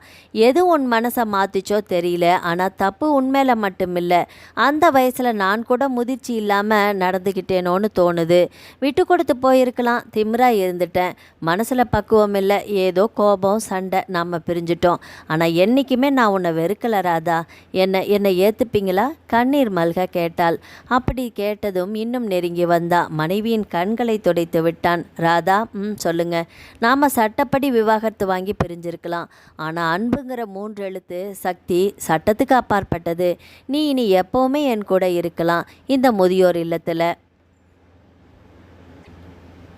இங்கே இருக்கிறவங்க எல்லாருமே நம்ம சொந்த பந்தங்கள், சரியா? மகிழ்ச்சியுடன் தலையாட்டினாள். அவன் அன்பாக கையை பிடித்தான். கிட்டத்தட்ட 25 வருஷமாக மகிழ்ச்சியாக வாழ்ந்திருக்க வேண்டிய வாழ்க்கையை நாம் யோசிக்காமல் விட்டு கொடுத்து போகாமல் இழந்துட்டோம். இனிமேலாவது வாழப்போகிற நாட்களில் அன்பாக ஒத்துமையாக பாசத்தோடு வாழணுங்க. ராதாவுக்கு வார்த்தைகள் வராமல் நாக்கு தழுதழுத்தது. அது பொது இடம் என்று கூட பாராமல் ரவியின் நெஞ்சில் சாய்ந்தாள். அவளுக்கு வெகு நாட்களாக வாட்டிய மனபாரம் தன்னை விட்டு இறங்கியது போல நிம்மதியாக இருந்தது. அவளை அணைத்த அடுத்த நிமிடம் ரவியின் கண்களிலுமிருந்து கண்ணீர் வழிந்தது. ராதா துடைத்தாள். நாம் 2 பேரும் வாழ்க்கையில் திரும்ப சேர்ந்துட்டோங்கிற மகிழ்ச்சியான விஷயத்த பிள்ளைங்களுக்கு ஃபோன் பண்ணி சொல்லலாமா? அவங்க ரொம்ப மகிழ்ச்சி அடைவாங்க இல்லையா? ஆமாங்க, கண்ணீர் மல்க சொன்னாள். நீ உஷாவுக்கு ஃபோன் பண்ணு, அம்மா கூட பேசினா அவள் ரொம்ப ஆசைப்படுவா. விவேக்குக்கு நான் ஃபோன் பண்ணுறேன், அப்பா பேசினா அவனும் சந்தோஷப்படுவான். என்ன, நான் சொல்கிறது சரிதானே? ராதா உடனே செல்பேசியை எடுத்தாள். பிரிந்த குடும்பம் முதியோர் இல்லத்தால் ஒன்று சேர்ந்தது. நாவல் முடிவடைந்தது. ஆதரவளித்த அனைத்து உள்ளங்களுக்கும் நன்றி. மீண்டும் அடுத்த ஒரு நாவல் பதிவில் சந்திக்கலாம். வணக்கம்.